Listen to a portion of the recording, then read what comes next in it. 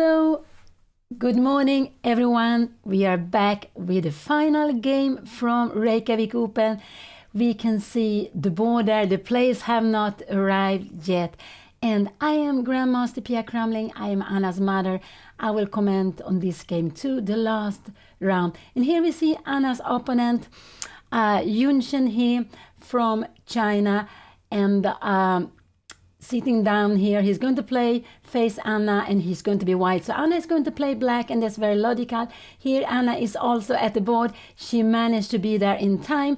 Yesterday she had to run to the pharmacy, so she was actually late. But there she is on time for to play the game. And that will be very, very exciting. After 8 games have been played, Anna is having 4.5 out of 8. She won a very dramatical game yesterday. She was under pressure. It didn't look good at all, but then she got some counter attack and her opponent started to go backwards, and then Anna had enough counter attack and actually she won a piece. We got a very, very interesting endgames. Endgames are very interesting, very difficult, and an endgame where Anna had a piece against 2 pawns. If it would have been a piece against 1 pawn, she would have been winning. Also, with maybe more pawns on the board, she could have been winning. But like how it was absolutely a draw. But her opponent wanted to keep more options open, and he made a final mistake. So Anna won that game, that very exciting endgame.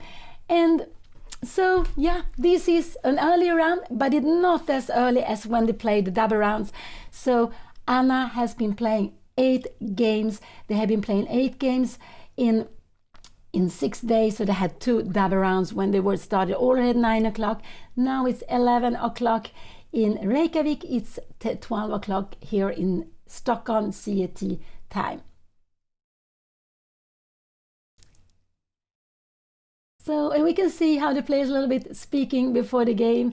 And this is, chess is just so lovely like that you're, speaking. Maybe some people like to speak with opponents before the game, some people don't speak, but it's just very friendly before the game. Then there is a big fight, and it's also very friendly after when the game finished.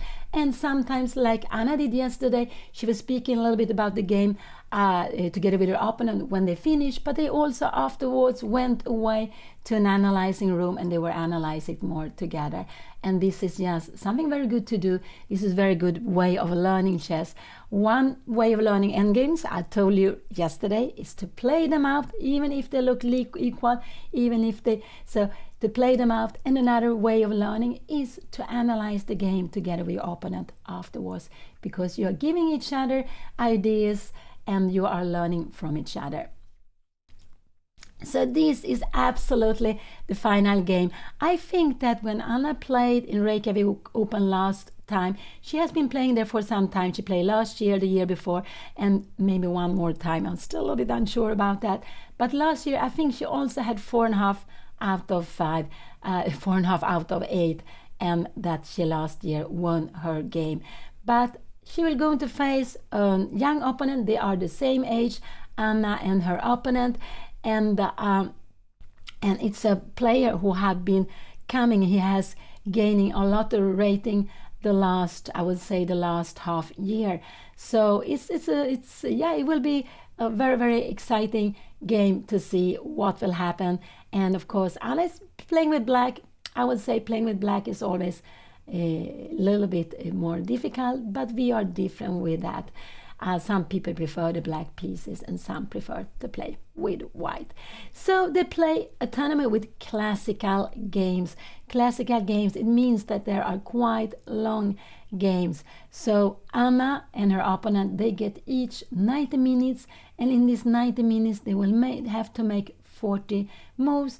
After they have made 40 moves, if they will do that, they will get another half an hour. And all the time they will have half a minute after each move. And this is just so very, very, very important to have this half minute, because you're getting help to use your time better. You're getting help to be able to win the game. Even if you are getting down to no more time at all, you still have this half minute per move. So now the players shake hands. Anna pressed the clock and white is going to start. What is he going to play? And he played a3. He played a3.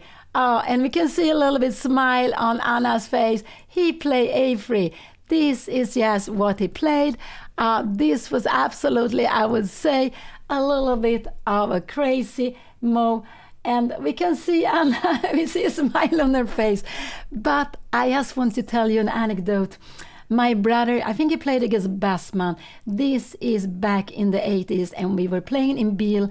I think I played a close tournament, and brother played open tournament. I think he played against Bassman, a very created player, very well-known English player, and he played a3 against my brother. They played a long fighting game, and my brother lost that game. He wasn't so happy, so he wasn't at all so happy to lose that game. So the day after, he played a3 himself, and he lost that game too. So a3 was played. It's a little bit just getting out of all the theory, perhaps. Yes, you have the idea. With a3, you are planning to go b4. It's not what is recommended, but you can absolutely do like this. a3 was played, and Anna go d4. She's putting the pawns in the center. And I would say that the most normal is that her opponent will go, he will play knight f3. So he played knight f3. This is what he played. He played knight f3. And this, the reason is simply he wants to stop Anna from going, e5. So if he would have played, I just want to show, if he would have gone b4, Anna could have taken the whole center with the pawns. She would have 1, 2, 3, 4 squares here with the pawns, controlling them. That looks very lovely. And if there would have been an attack on this pawn, she could have defended with f6, but also, yes, bishop d6 looks, so normal, developing a piece. But this is not the game. But I wanted to explain why her opponent played a3, knight f3. Now Anna goes c5. And this move I didn't like so much because now he go b4. So Anna can absolutely play this. And I would just say that e6 would be a normal move to play here. e6, yes, so you can take back. I would actually have preferred maybe to play, you can go knight f6. Yeah, knight f6 would have been the more logical move. But Anna play knight f3, c5, and now b4 is coming. And I would just say that e6 would be very natural to play. So if you take here, we can take back with the bishop. And if you go bishop b2, you're looking here just to develop the knight, blocking it here. So I would say e6 is a very good move to play here. Yes, so sorry, this is the position. So we see a very unusual position. I don't know if I've seen this so many times before. I don't know if I've seen it in a classical game, but it's just, and Anna play quickly e6. This is a good move. She would maybe have loved to go e5, but we can't go e5 because we see the knight would take the pawn. So she brought it one move to e6. Her opponent is blitzing out the move. Now we go bishop b2. So the plan is that if Anna takes here, and if she grabs this pawn, no, she cannot do it. This would be losing immediately because white is not only taking back a pawn, white is also going to win the rook. So after a move like this, I hope Anna go knight f6. This is just such a logical move. She's stopping this diagonal. And what is her opponent going to play here? What is he going to play here? He's going just to leave this pawn. He could it be, this would be logical. You take here, and actually we can see that her opponent has managed to, this would be about equal, but he has managed to change this pawn for a pawn closer to the center. So, and this b file could maybe sometimes be, but it's about equal, but, and then go e3. His plan will to be attack d5 with c4, and then after to take here. So let's see, this is the position. Knight f6 was played. Her opponent start thinking a little bit. Until now, both of them I play very quickly. He took on c5, and Anna will, I guess, absolutely surely take back with the bishop. He took the pawn here. Now he's threatening to defend the pawn, so Anna should go back, and here we can do that she will play. She takes back on c5. So both of the players have been blitzing out the moves, even though we see a very, very unusual position here. And now e3. And this is very, very logical because The black-white bishop has been developed. It has been fianchetto. It's a fianchetto bishop here on b2. We call it like that. And white also want to develop the king side, finish with the development on the king side. So this bishop needs to go out, and with e3 you are bringing the bishop out, but at the same time you are blocking this bishop. So it's not so active here, because it's just looking into the wall. So now this is the last round in Reykjavik Open. Anna and her opponent, they both have 4.5 out of 8. They have +1, we say, which means that 50% is 4 out of 8. That is like 0, and every half point more you have than 50% is a plus. So Anna and her opponent, they are having +1 in the tournament. So yeah, such an exciting game, such a different position, and that is quite nice that now these days we see so many ways of playing in a new way that you didn't do before. It was more traditional. If you play, it was not so many players like Bassman, who could play lots of different openings. He was so famous for playing this very, very unusual opening. But now we can see it more frequently, and here we saw her opponent playing a3. So Anna had she had a quite long game. I think it was like 4.5 hours yesterday, and she played a long end game and a very unbalanced end game. She had a knight against 2 pawns, and it was a draw. It was absolute a draw. Her opponent could have gone for changing the pawns, then would have been a draw, but her opponent wanted to keep all the options open. And then he made the last mistake, which meant that the knight all of a sudden became so much more important than the 2 extra pawns her opponent had. So Anna won yesterday. And so Anna, the first round she lost against the grandmaster from Sweden. The second round she won against a young player from Sweden. The third round she lost again, a very young player from India, who is actually doing very well. I think he has 5.5 out of 8, even though with a very low rating like 1900. In the fourth round, Anna played against a player from Norway, and she won. In the fifth round, she played against Uwe Arndt from Germany. She made a draw, but that was a game 5.5 hours long. That was the last game to finish, and they finished with only the kings on the board. So that was very, very exciting. Also an exciting endgame, and with a tricky different color bishop endgame, which is can be very exciting. It doesn't have to be always a dead draw. And then in sixth round, Anna lost. She lost against a player from the US who actually played very beautiful with a piece sacrifice. It was absolutely correct, but he went wrong. Anna had a chance, but when she didn't take the chance, she didn't get any more chance in the game, and she lost that. And then in the seventh round, she played against, I think it was Malcolm Cooper from England. And there was also a game going back and forth. Anna had such a lovely opening, but it went wrong, and she had big problems. But her opponent in the very, very end went wrong with the king, and Anna could catch the king. She was making a mate attack with 2 rooks and a bishop. And yesterday, Anna won the game. So Anna has 4.5 out of 8. What did Anna play? She played castling. Let's see what her opponent will do. With castling, he can go, this was quite long, he can go bishop e2. He can also start with something like c4, and he can absolutely play a move like c4 if he would like to. But I guess bishop e2 or c4 is quite normal. I guess maybe Anna will she go knight c6? Could it be that we will go something like this, start looking at these pieces? But this would actually be a mistake, because you can push the pawn to e5. This would be a big mistake. So let's see what her opponent will play. I would say Anna has played very naturally. You can play in different ways, but this is one way of playing with the black pieces. Her opponent has played something very unusual, starting with a3. And when you start up with chess, I wouldn't recommend you to play more like this. This is something you can play when you have been playing for a long time if you want, but it's better to follow these basic rules we have. Try to put your pawns in the center, develop your pieces. And what did he do? He played d4 here. Now I would say I would like the bishop to go to e7 more. I would prefer bishop. It's possible bishop d6 is better to go here. It could be, but I would probably. But she has her bishop should be here or here. I don't like the bishop on b6. It looks very strange. She could also play a little in between move like this, but I don't think the queen is so much better here. And now after to come back, but then we will have this c4, and she will maybe. In a position like this, now black is having, white is getting out with the pieces. So d4 was played.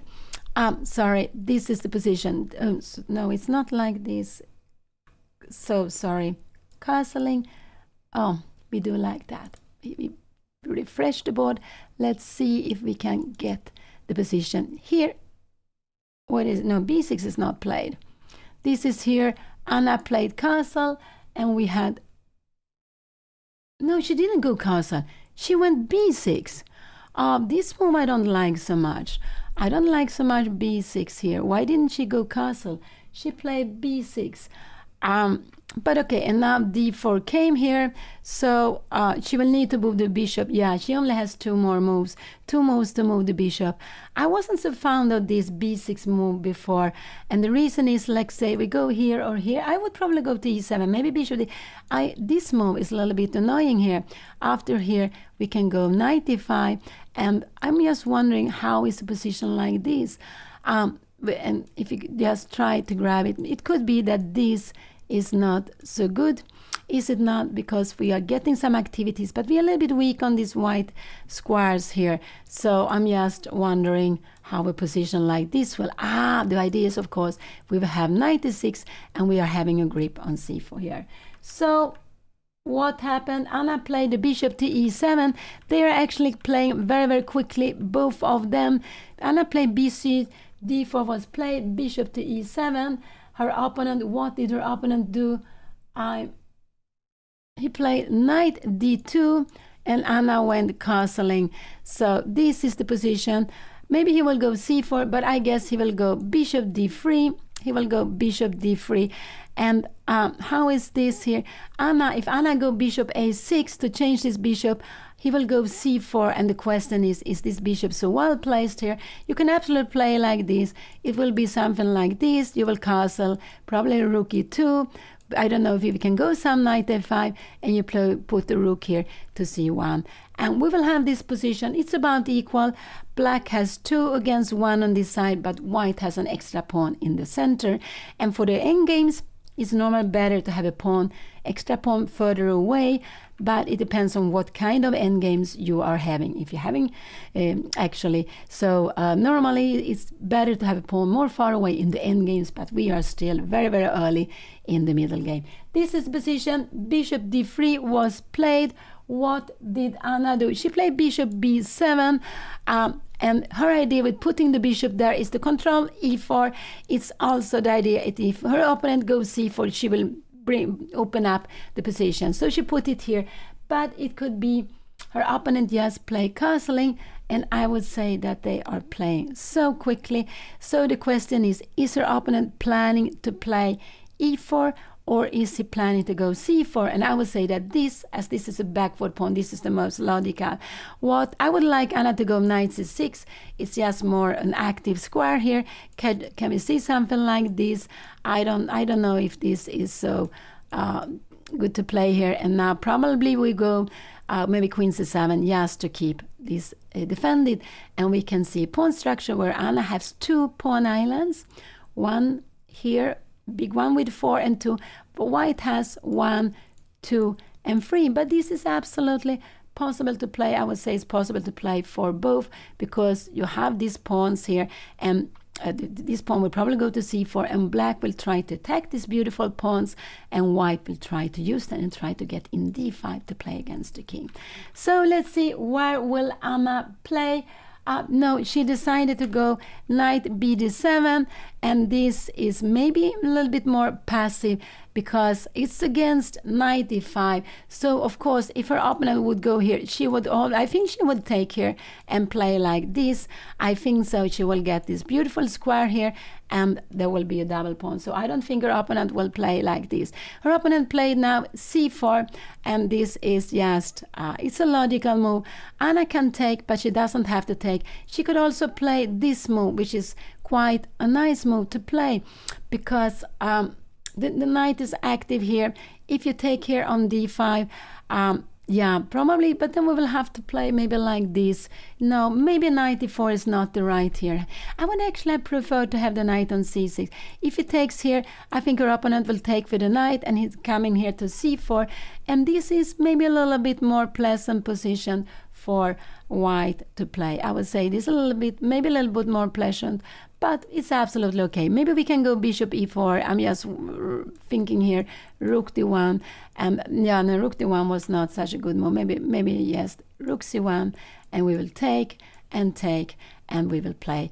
Maybe we start some activities, and the idea is to play maybe queen b6 here, maybe queen d5, and we can see again, this is so far away, but I wanted just you to see that we have pawns on black square.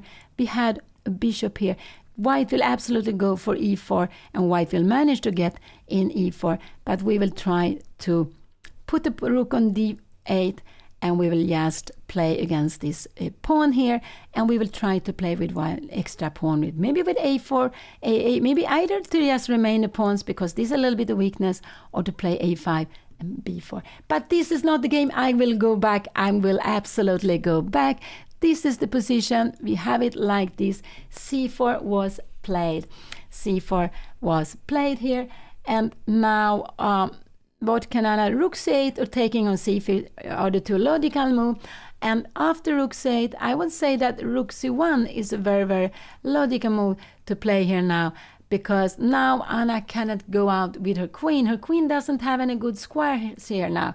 She could play like this, knight c4, but and now, yeah, maybe now to go b5, maybe even now to go b5 here. This is actually the plan I like for Anna. Knight e5, and maybe we take on e5 like this, and we go queen d5 or queen b6 or queen a5. So what did Anna play here? c4 was play. Let's see, last moment c4. Let's go back. Sorry, go back here, and we can see. I hope Anna has some coffee at the board, because even if it's 11 o'clock Icelandic time, I just hope she has some coffee. She has energy for this game. She has got the position on the board, which is quite unusual. You can absolutely here go rook c8, and if her opponent start taking here, we take back. I thought we could take with the knight, but and this, of course, if we go e4, we will jump further. So e4 would not be a good move like this. Maybe actually it's better to take on c4. It could be that taking on c4 is good, and white wants to play this move, and just put the rook on the open file. And if you go rook c1, I like this b5 plan. What did Anna play? She played knight e4. Yeah, knight e4, it's knight b7 was played, c4, she went knight e4. This is absolutely fine. But after this move, what is she going to do now? Now she need probably to take back with the pawn. So, but yeah, no, I'm not sure I like this move so much. Maybe if she takes here, her opponent will take here. So knight e4. I'm a little bit not liking that so much, because I think this is a great move to play. If we play here, can we put some more pressure here on e2? I'm just wondering. Also, sometimes you have, maybe, I don't know, if we start with rook c1, we can also put play here, and queen on b3, it's looking a little bit like here, but it's difficult for Anna to make something active, and you sometimes have this plan, a4, a6, this minority attack. You have one pawn play against the 2 pawns. So knight e4, I wasn't so happy with when Anna played this. She wanted to bring in the knight to an active position, because after this she will get, if she takes here, look at the pawn structure, this pawn is stopping here in the center, but if White manage to get f3, e4 in, this could be as very good. She's blocking this bishop, but if she takes in another way, this, if she goes like this here and now takes with the bishop, we can see that Anna is getting to have a more passive position. Her opponent is getting to more active position, because this is a moving center. Her opponent will put the rook here, we will maybe come here, it could be her opponent will go go a4, and this is the plan, just to put, and this is a little bit awkward to play against. We might do something like this, but we don't have any way of entering, and then this is coming, and this is just because White is just attacking. This is quite nice for White to play.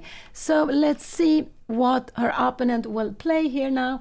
Her opponent, Yunshin, here from China, and he is sank into fourth. Maybe he went to get some water, and we can see that Anna has some tea or coffee on the side besides the water, and that I think is just very, very good. So this is the very, very last round of this beautiful Reykjavik Open with 400 players, and I'm also so amazed that these 400 players on all different levels, they are all playing in one playing hall, in the concert hall Harpa in Reykjavik. And that's just so beautiful. So you can walk around and see all the games in the tournament when you are playing, if you like to go up and look at the others' games when you are playing. And now after 8 rounds, yes, Anna has 4.5 like her opponent, and there are 6 players in the top, and there are 6 players in the top, and they are having 6.5 out of 8, and I believe they play against each other, which means that it could be 3 players who win the tournament who will share the first place, 3 players who could share the first place with 7.5 out of 9 when it's finished. But it's this very exciting last game to go. Anna played this knight e4 now here, but I'm not so happy about this move, because what is she going to do if her opponent takes here? What she will need to take back with the pawn, I guess so. She will need, because she cannot take back with the bishop, she would actually lose the bishop. She could absolutely make an in-between move here, and then go like this. She could play like this, but I'm just wondering, now a4 will be coming, and she will have this pawn. You see, this is passive. She can go here. If the knight comes here, her opponent will maybe put the knight here. I don't know. Could we do something like this? And then later on, we'll see this square is a little bit weak. Also bishop a6 is coming. Maybe we go rook somewhere here, but I'm just wondering, could this be an annoying move? Maybe not, because we are getting some activities also. Sorry, this is not the right, but I'm a little bit yeah, maybe this is still okay. Rook c1, this rook is the wrong. Maybe we then can go rook d6. We can maybe move his back. Maybe it's not a danger, but I believe if her opponent take on d5, that Anna will need to take back with a pawn, either directly, this is the position, either to take like this is absolutely fine, or to make this in-between move, that you take a piece. There's no time for White to take here, because Anna will take another piece with check, and she will have a piece extra, and not only a piece extra, she will have a king attack, because it's so weak here. So let's go back. So we can also see that her opponent is thinking. He is looking, was it a good move Anna play, or is it a move that I maybe can take advantage of? And I just think that c take d5 is a good move. If you would go something like a4, I think Anna should just take here. What would this be better or not? Or maybe now we have open the diagonal, maybe to go something like knight f6, but her opponent will absolutely be able to play e4 in some moment. So her opponent is getting this, and this is the plan from the opening. The plan from the opening is actually for white, and we can see it already here. White has 1, 2, 3, 4, 5, 6 pawns here in the center. Black has 1, 2, 3, 5. So the idea for white is to have an extra pawn in the center, to change this b4 pawn against Anna's c5 pawn, and this is what he also did, and we can see that her opponent played the moves very quickly, but also Anna played very, very quickly. Now she is back here. Yeah, it's true. If you make this move, we can say that yes, you help white to develop the pieces because the queen is fine here. The two rooks are connected. They are a little bit speaking with each other, but they are ready to go to the best squares. And depending on what Anna would answer here, if she take with the pawn or if she take with the bishop, I would say e4 this, and maybe the rook on e1 would be good, but there's no pressure. She can also start this minority attack, and it's a minority attack because we have one pawn playing against these two pawns, and the idea is to make this pawn a weakness, not a strength, a weakness, and you keep your beautiful center here with a pawn on e4 and d4. So let's go back. We have this position at the board. It's quite very exciting. We are getting into the middle game, a very unusual middle game position, I would say, and but it's just very, very interesting. And the question is, was this a good idea to go knight e4, or should Anna have played something else? And if Anna plays, if her opponent plays here, yes, Anna can take, and I guess her opponent will not take like this, because here he will not be scared. Will we be scared of taking like this? I don't think so. I don't think this is such a big problem. You have this beautiful move threatening here and here, but after bishop e2, rook c8, we will just go rook c1, I guess, and I'm not sure how this will be. There are some tactics, but white has the bishop pair, so black need to play with time, use the time to get activity, otherwise the bishop pair will be strong, even with a pawn structure like that. So let's see. White is thinking, oh, I'm sorry, I will take some water here. I will absolutely take some water now. So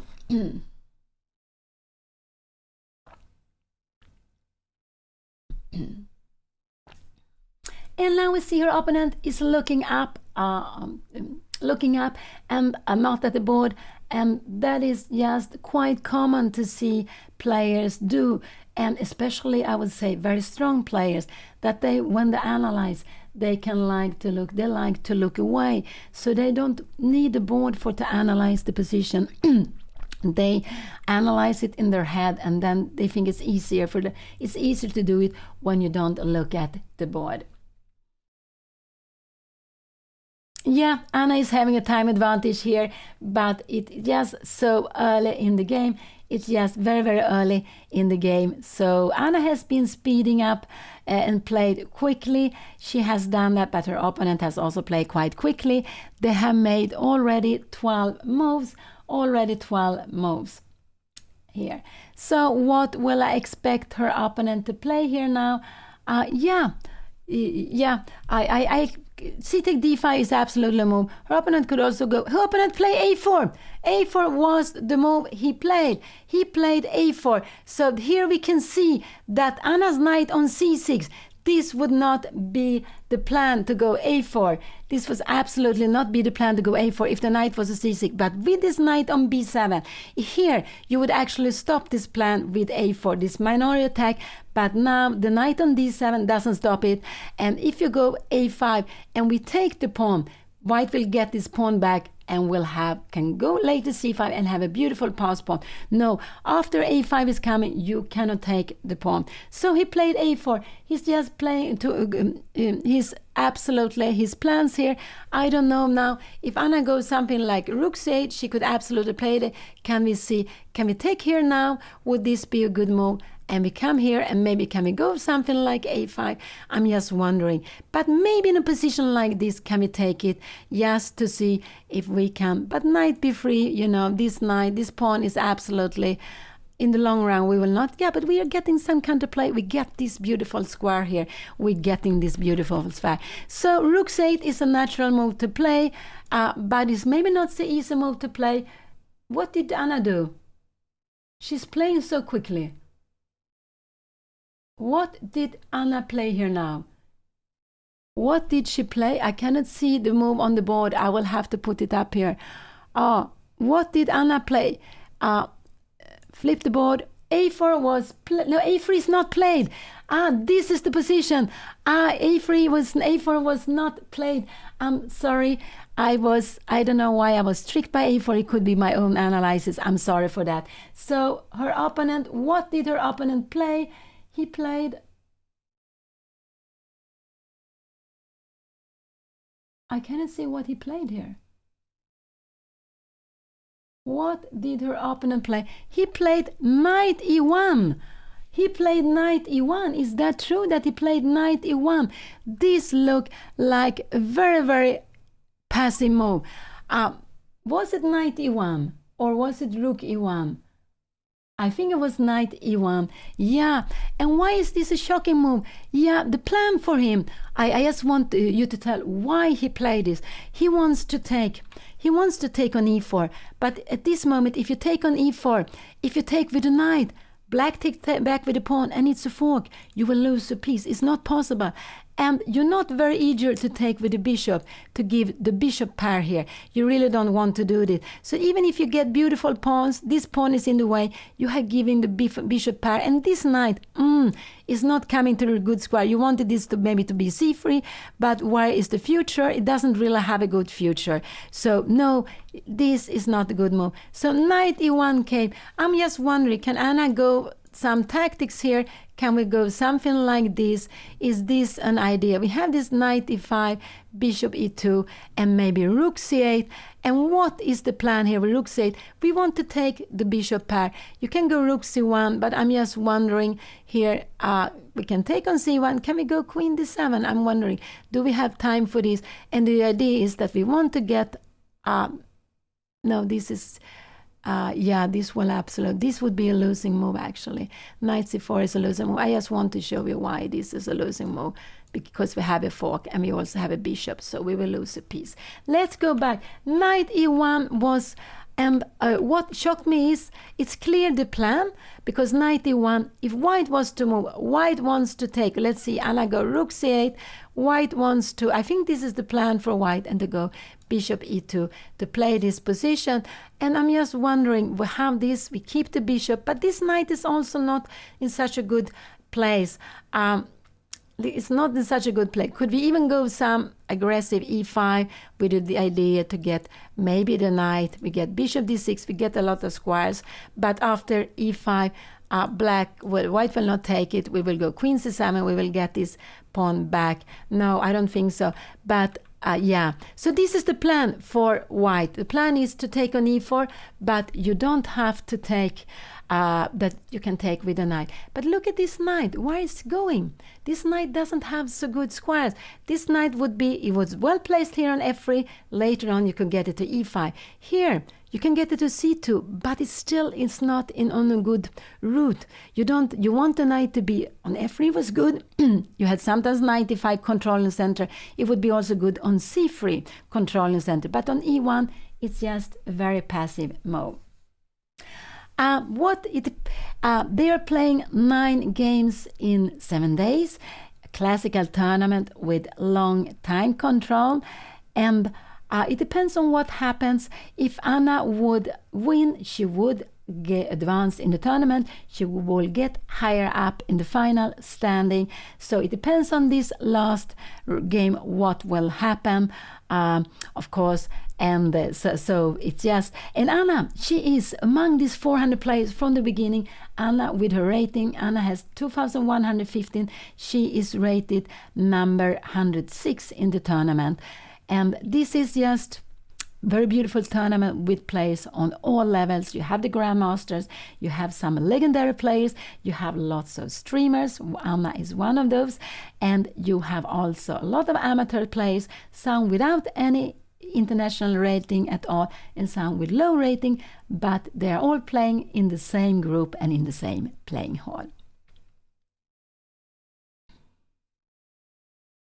And now Anna sank into fourth because this was absolutely, I would say, a very surprising move. I couldn't expect that. Her opponent go backwards, but we see that this knight doesn't have such a good future. I like to take here. I like this to play like this, and I'm just wondering. Yeah, I like this idea to take here, and that is a little bit to win time. We can also see. Here we see that the rooks are not connected, but okay, now the knight will get a better route, and now the plan is, for example, if you go something f3 to go e4, we would go maybe queen d5 directly, or I think we can also go knight c4. We play a position like this. You will have these beautiful pawns, but this knight is very misplaced. It's absolutely misplaced, and with queen c2 you are getting into problems. We will go rook c8 or rook d8, probably maybe rook c8 or rook d8. I think rook c8 actually, and using this open file with lots of activity. So this is just a very, very nice plan to play here now. So Anna is still thinking. I think she do it absolutely, that this is very good.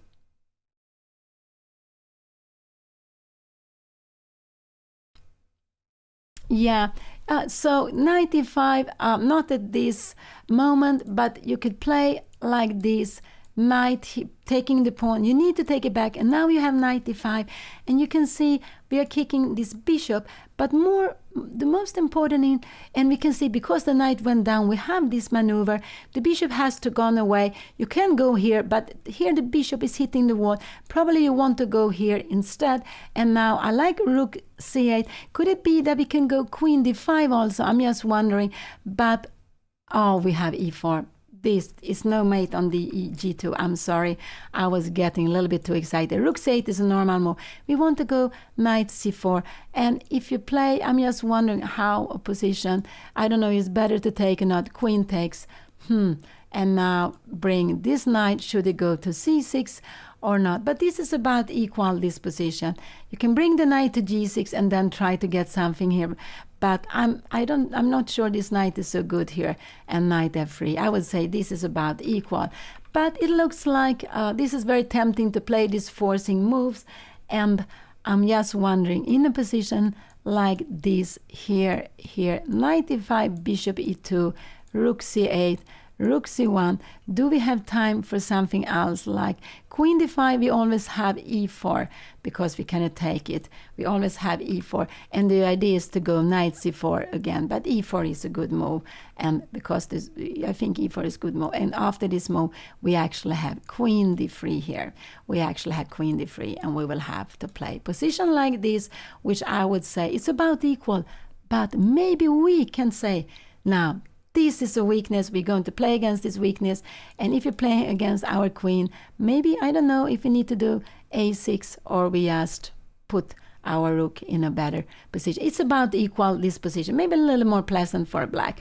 This is just very far away. The position is like this. Her opponent played knight e1, which was not the move I was looking at. I think it's just a passive move.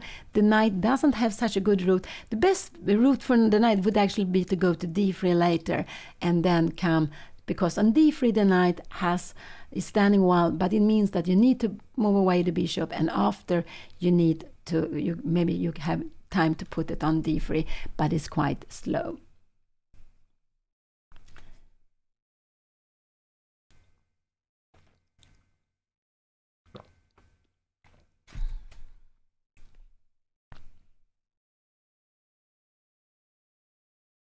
and we can see lots of players behind. I think it could be we see some of the top players also behind. I'm not really sure, but there are actually 6 players who are leading with 6.5 out of 8. And Anna, she is having 4.5 out of 8. She is on +1. And she played a very beautiful endgame. I just hope Anna will take on d2 now here. Let's see. But she wants to play rook c8, but this is not a move I really like so much. If you go rook c8, it's just putting the rook here. It's possible, fine. But if her opponent takes it, so she takes this double pawn, you have to come back here. We see that this knight doesn't have a good route. It cannot come to d3. Maybe you will need to go f3 and just try to open up the position with f3. I don't know, but I don't know. I don't think Anna will allow her opponent to take on e4, which is you could absolutely do that. So it's very logical. And Anna doesn't have this in between move because we always go bishop take e4. So if she wants to open up in the center, she will need to take on d2 first.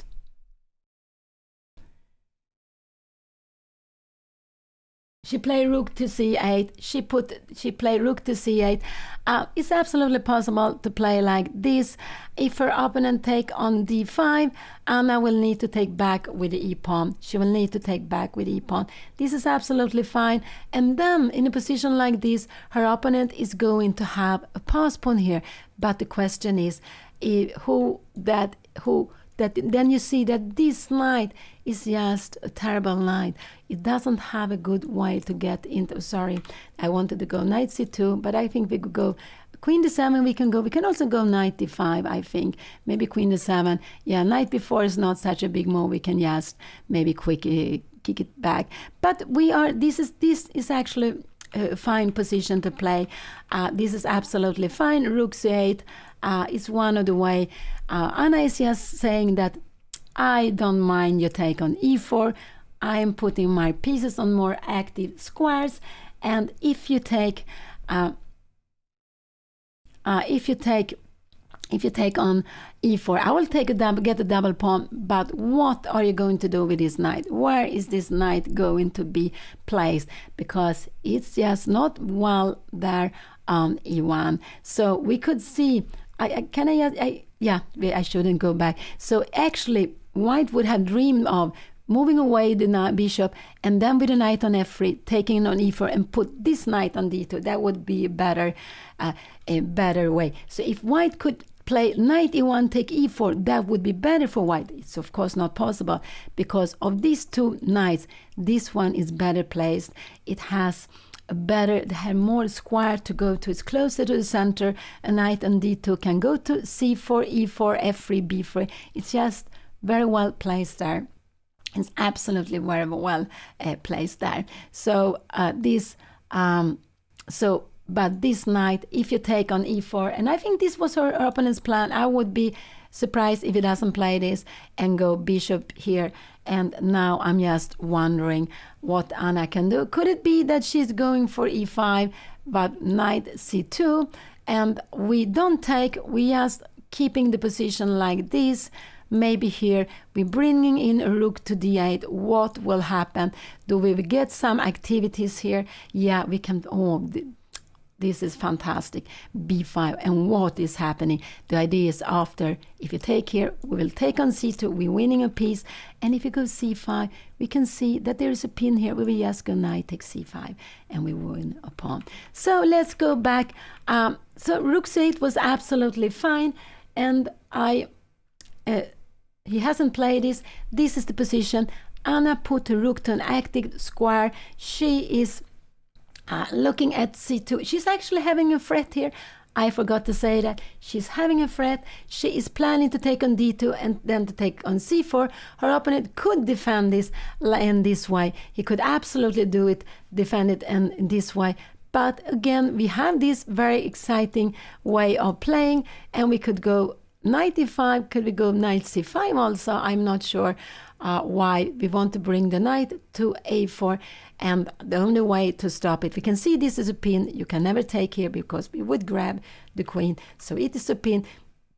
And planning here, we're planning to come here. So you need to go queen d1 here, and we bring the knight to e4. I'm not so sure this is how I would probably, in a position like this, I would like to go knight e4, and we have bishop e2, and we have been looking at this. But I would say that this is about equal, this position. And we want to go queen d5, but white has the little very good move, e4, bringing the pawn to a better square because we cannot take here. There is no mate on g2. Now finally this knight is doing good work. It defends against this because we have the knight here, so you have time to take the piece, and white would be winning.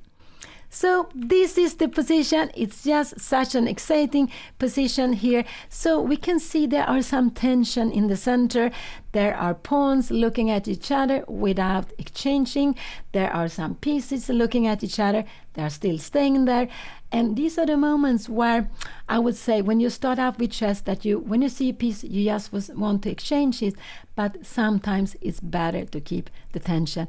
Anna has decided that she wants to keep the tension. She is activating her rook to c8. So I would say, what are the logical moves for white? I would say taking on d5 is one, taking on e4 with the knight is one, and rook c1. These are the three moves I am looking at, and I would believe her opponent will play one of these moves. And to play a slow move like this would not be good, because now Anna absolutely have this idea, going knight e5, bishop e2, and we can actually go bishop c4, and we can see whatever her opponent does, take here and here. We have equal number of pawns. We have an active rook, but we have the two bishops, the bishop pair, and we have seen this. We saw that, actually, was it her opponent play rook c1, so it's a little bit like, but now I like again this idea to take on d2. So let's see, rook c8 was played, our opponent played rook c1, didn't want to make any decision, and he was actually defending against the threat, because in this position Anna is threatening to take on d2. After queen takes, she's threatening to take here. I just want to make it quickly, I forgot to do that. You can go here and we take on c4, we win a pawn, you cannot take it back. So this is what happened here now. Her opponent Anna with rook c8, she put pressure on c4. With rook c1, her opponent is defending the pawn on c4.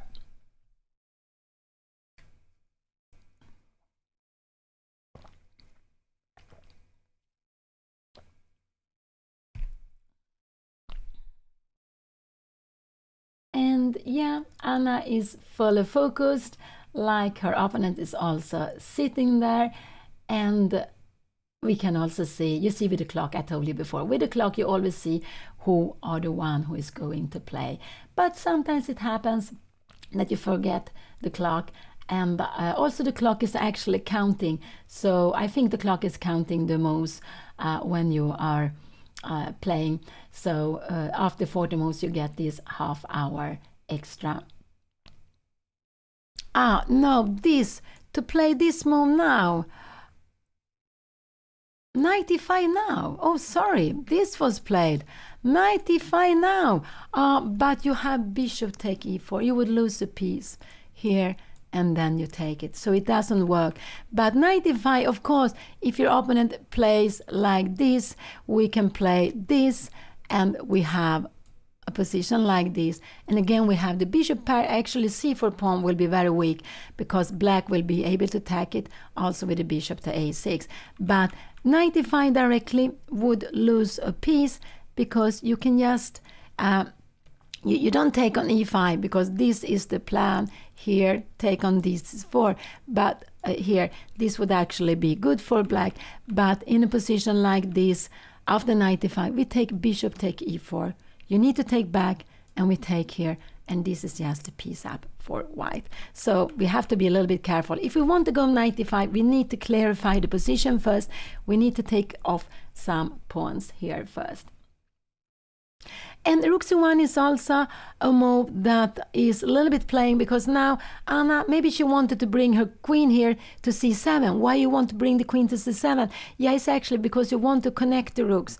With this knight on d7, Anna cannot go up here. She could maybe play something like this to play rook e7, but so this could absolutely be an idea.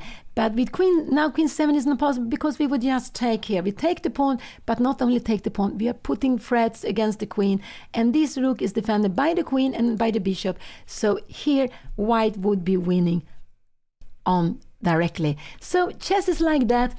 We can play so many beautiful moves, so many strong moves, but we make one mistake, and that mistake is so big that all the effort, all the good moves done before, it doesn't help. You will lose. So it's a bit cruel. It could be a bit cruel like that. So knight take d2 is still a good move. Knight f6 could be a possibility. Could it be that Anna wants to go bishop d6? And yes, the idea is to bring the queen to e7, because with the queen to e7, one is that the rook are connected. They will speak with each other. They will both be active. You can bring this rook to d8. But with the queen on e7, she will also try to put pressure on the pawn on a3. But white will be able to defend the pawn, or to maybe move it further with a4. But when the rook now is here on c1, let's see, this is the position. With the rook on c1, this plan is not as strong any longer, because the rook is better behind the pawn if you want to play this minority attack.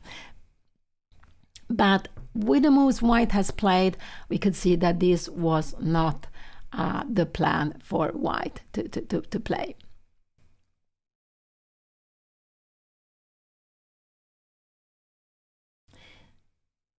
So this is the very, very last round in Reykjavik Open. And when you play open tournaments, also even in the Olympiad, it's normal that the last round is an early round. Here was at 11 o'clock Icelandic time, so it wasn't so bad for the players, but it's anyway an early round. Normally they play at 3 o'clock, and 3 o'clock is actually it's a very common time to play the games. It's actually a very common time to play the games because it's the time, the official time where most of the official tournaments are the tournaments like World Championships, candidates tournaments, the Olympiads, all these tournaments are normally played at 3 o'clock, and it's a good time because for the players you have time to rest well, you have time to prepare, you have time for a very good lunch, you might even have time for a nap before you go into the game, or to make some sport in the morning. So playing in the afternoon is the most common in, let's say, when you play these official tournaments, qualifying for World Championships, so playing European Team Championship or European Individual Championships. But in an open tournament, and here we have 9 games in 7 days, then you have to speed up a little bit, and they have played 2 double rounds, and it's very normal that the last round is in the morning, so players who want to, they will be able to go back home already today and save some time, maybe also save some money when you don't have to stay one extra night. So a morning last round is very, very typical, and I'm just happy for them that this morning round is at 11 o'clock. I think a morning round should not start earlier than 11 o'clock. This is my own, this is what I myself prefer.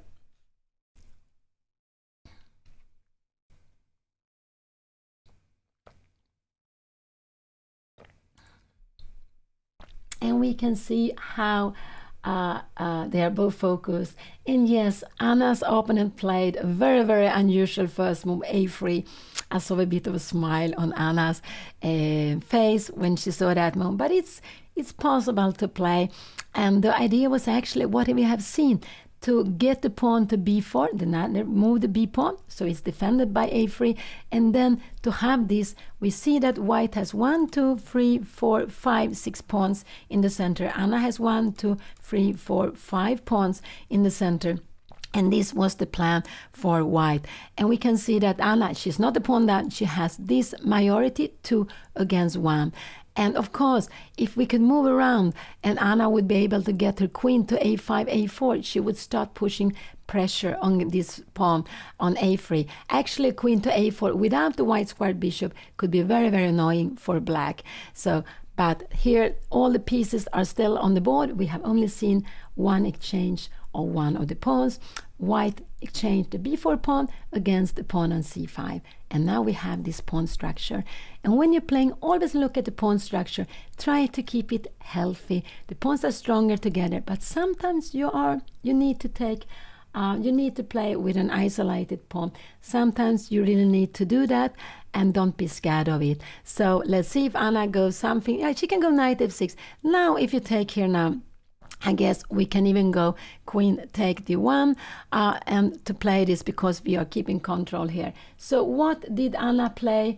I think, no, she played bishop d6. I think this is what she did. She played bishop d6.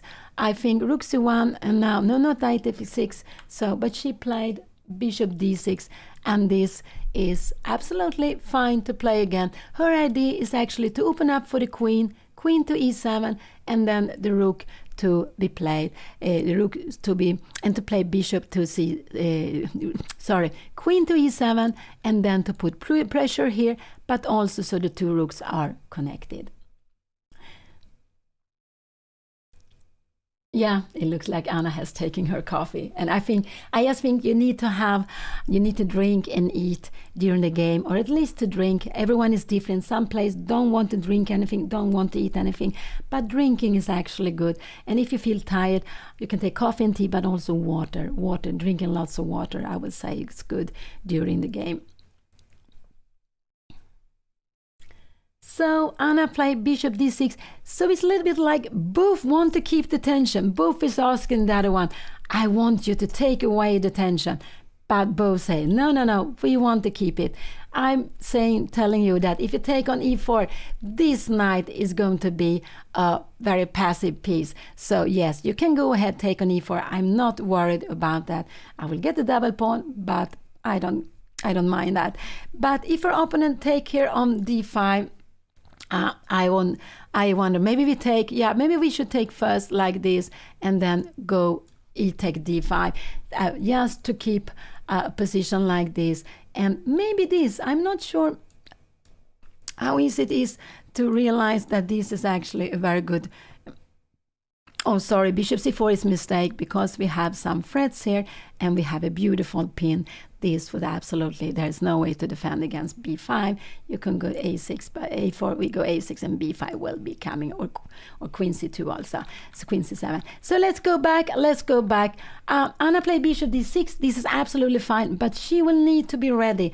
If her opponent take on d5, she will need to be ready to take back with the pawn. So her opponent will not be able, if he plays like this, we come here, I think we should take this, and we take here and here, and we go bishop d5. I would say that e4, now our opponent is absolutely fine, because now this knight can also come back to f3, but it also can knight c2, knight e3, so it's getting into the game. And maybe this is about equal, but it could also be a little bit more pleasant for a white. Maybe even e5 is a good move. And the reason why e5 is a good move, because this knight is not so playing so well. You want to get in b5, knight b6, but now you have the bishop instead. But you have a little bit of passive pieces, but it's absolutely fine to play this, because this is also passive. No, I wouldn't say that e5 is such an easy move to play. But so let's go back. We will go to the game position. I'm sometimes getting very, very excited. Bishop d6 was played. Here we have the position. We are looking at it from the black side. And so she played. Now c take d5 is maybe, this was not the best move, I would say, but Anna wanted to keep the tension. She wanted to be able to play queen e7. She didn't want to go for some forcing moves, and it's absolutely fine also to play like this. But she will need, I would say, she will need to play here and here, and now to go e take d5 to play like this. This is what she needs to do. Then she will be absolutely fine, because this pawn is stopping two pawns, and she has an extra pawn here, and we can see what is the best for white to do. It could be to go back here, but we go queen e7, a4. We bring in a rook in, maybe to c8. Maybe this is queen, I don't know, queen b1, something like this. And how is position like this? I'm not sure. It could be about equal. It could be that Anna can use some initiatives, but we can see that the queen. Now you are planning to go rook c1 here also. So I think in this position she played bishop d6. Will her opponent take on d5? I guess this is what you will do because I think just to get back with the pieces. Will he take here and Anna maybe take here back, and she should just keep the tension like this, and now maybe just to go back with the knight, and we have this position where actually white has lost 2 tempos. This knight was better on f3, but white went back. Could it be that white later on will put the knight back again? So Anna played bishop d6, a little bit saying, what are you going to do? And I just think that white should maybe, either one could be you bringing back the knight to f3. You just say, I understand, I made mistake, and we will have queen e7, I guess here. We will have a4. Could we do that? I'm just wondering, do we want to play this? But maybe not. Maybe this is a mistake to play. Maybe this is a mistake because this is passive. It could be, and this pawn is not of any danger. We have knight c3 coming, but there's no danger. We can play in different ways here. But this is absolutely, maybe it's about equal, but white is not worse. It could be a little bit more pleasant. But maybe bishop b4 is a better way to put pressure. So we want to take on d2, and you will need to take back with a knight and get more passive again. So let's see what will happen here. Bishop d6 was played. It's with a very, very clear plan. It's with a very clear plan, and it's to put up the queen to e7. And also Anna, she has been playing quite quickly. I think this is what she wants to do. She doesn't want to think too much, to try to find the very, very best move. She just wants to keep the position be going, to find moves which are not making the position bad and not spending too much time, because time has been an issue for her. It has been a problem in some of her games that she has been under pressure on the time, and sometimes also on the board. In some games, yes, on the board too.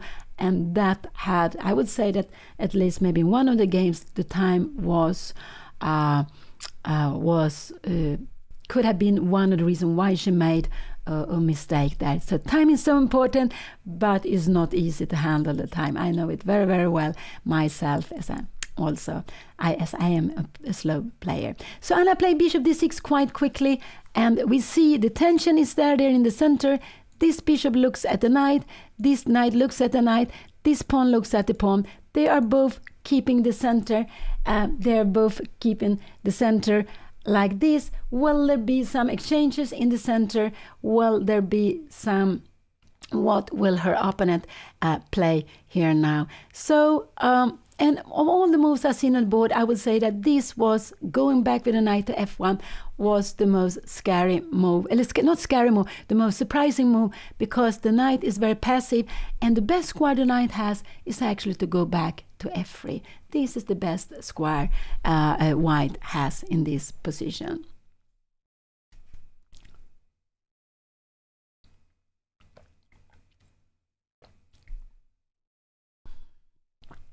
Yeah, no, the queen is not doing so much on g5. If Anna, let's say we make a little move like a4. If you go queen g5, we will just kick it back and we will get this move for free. Maybe queen d6, maybe queen h5. Yeah, maybe it could be, but I don't know. I don't like this move so much. But it could be that is possible. I just thought that if you go knight f5, where are we going to bring it? If you come down here, we have got knight f5 free for free, so we need to keep the queen here. Yeah, maybe queen h5 to have some threats here. Could this be a possibility? And we actually have a plan here. I just want to show you this plan. This is actually a tactic plan. I want to show you this and take here. And after here we have queen take h2. So it could be playing like this, but in a position here, white would have to go h3 just to stop the threats against h2. So bishop d6. It could be that Anna is planning this is the position. Bishop d6 was played. It's Anna's opponents. It's her opponent, Yun Shenhe. He's from China. And in these 9 games that Anna has played, she has played against players from 8 different countries. She has actually played against 2 Swedish players. That's very curious to go to Iceland. You played against Swedish players. And she has, after that, she has played against a player from India, a player from Norway, a player from Germany, a player from US, a player from England, and a player from Turkey. And today she's facing a player from China. And this, shows how international chess is. And I could see there were close to, or was it about 50 different countries represented there in Reykjavik. From Sweden, there are about 13 players. From Iceland, there are lots of players. I think there were also very many players from the US, like 30, or was it close to 40? So there are lots of players from lots of countries. And chess has become very, very widespread. It's played in the most countries in the world, and so it's just so nice to see.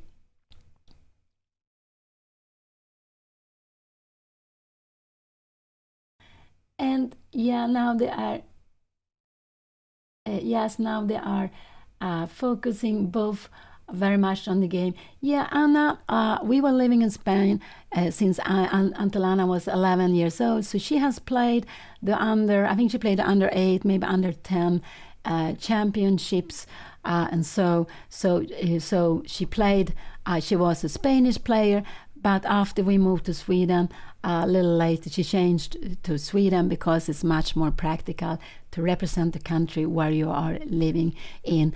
And in Sweden, she has played in the national team, she has played in the Olympiad, she has played in the European Team Championship for Sweden. And for me, this is so beautiful, for the whole family actually, to play. Anna and I, we play together. And Anna's father, the Grandmaster Juan Bayon, he has been the captain. So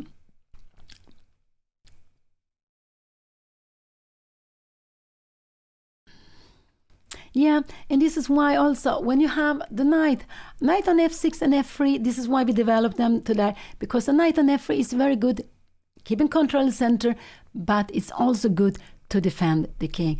And actually the knight is normally the best defender of a king. If you can choose a piece to have it close to your king, it's normally best to have a knight close to your king. Of course, you like to have pawns in front of your king, so it's not open or too open, but the knight is a very, very good piece for attacking.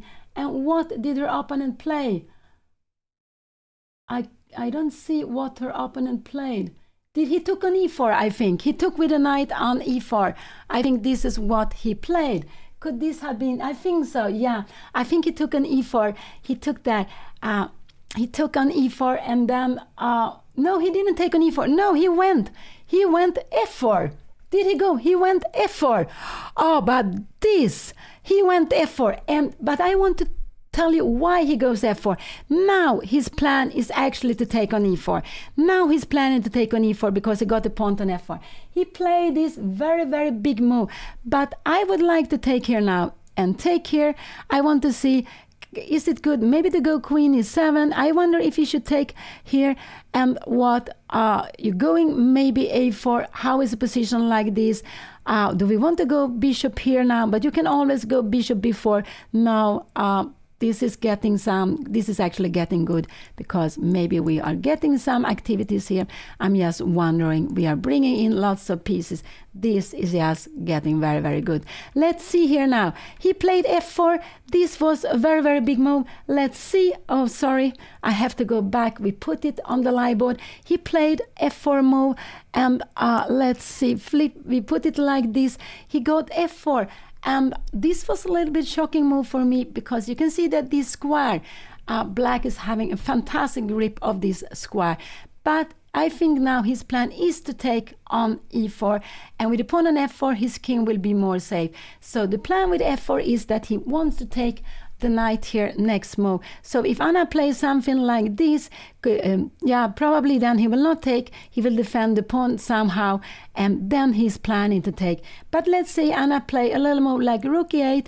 I think then absolutely that he wants to play like this and go bishop e2.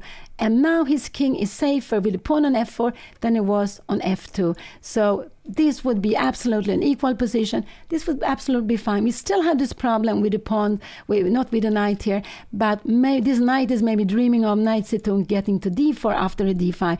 But actually, and this is what is good for black, that this knight is still very passive. It would be loved to be on d2 or on c3. It would be so much stronger there. But here. So the plan with f4, the idea with f4 is that he wants to take on e4 now. Now he's planning to take on e4, but he didn't want to do that before because he was a little bit scared of seeing the bishop looking here to h2. He was scared that there could be some attack. And but here, with going f4, you can see that this pawn now is blocking here. And now the plan is to take on d2. This is the idea behind his move. Yeah, Anna is absolutely fine. I would say that if white played the best in one moment, white could have maybe a tiny advantage. But when white played this very, very passive move, knight e1, Anna is absolutely fine. She's absolutely fine. This is probably the best way to play here. Shall we take and just make something slowly here, a4. But if you go like this, we will just move away the queen here and then play knight f6. We have this grip. You can come out with a knight here. And I'm just wondering, yeah, we can play this position. And yes, we can have a position like this and knight e2. And how is this going to be? This is a weakness. This is absolutely a weakness. Bishop a6. How are you going to defend it? You are in big problems to defend it. You don't manage it because of the queen e2. We will just bring in queen b4 and we will have 1, 2, 3 looking at c4. This is very, very long. But in a position like this, I like Anna to take on d2. This is the position. It's like this. f4 was played. I would like her to take on d2. She could also start with this move because I don't think her opponent want to give the bishop pair. This is absolutely possible to play like this. But now Anna has the bishop pair and this knight still doesn't have a good route to get into the game. So probably Anna will have to play f5 and knight f6. And it's very difficult for black to get white to get a knight to e5, which white would actually like to have. So yeah, so if Anna makes a move like this, I guess bishop d6, f4 was played, queen e7. I guess we will say a move like a4, and here Anna could decide that she want to take here. She can also play f4, but if she goes f4, I'm sure we will say f5, knight f3. And the question is, both of them are having a grip on the other's pawn. I don't know how a position would be like this. Would we play like this? Maybe this is just about equal. This is maybe about equal. We see there are some squares here. And what did Anna do?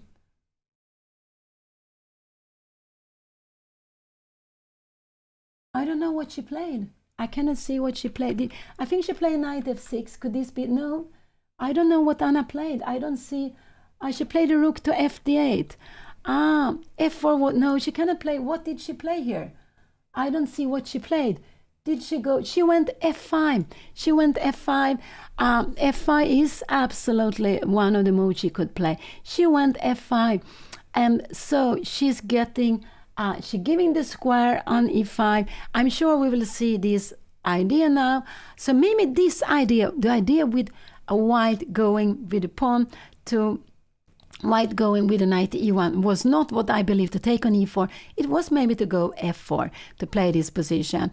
And here I'm just wondering, maybe I guess queen e4 looks so natural to play, queen e2. We are actually not threatening to take this one because after this here, you will always have rook e1 coming back and we will play rook take a7. And this is still fine to play, but this rook has become very active. It would be about equal. So I just would say that it's not necessary to play like this. Absolutely not for black. So I think we will see Anna played f5. I think we will see knight f3 on the board, queen e7, and in a position like this, her opponent play even this move? Maybe this would be a mistake. I'm just wondering, because now we will be able to grab, we will have pressure against this d3, so you don't have time to go and take here. This is hanging here. You cannot give it back. So I think that we will now see the knight to f3, and after knight to f3, I think we will see queen e7 here.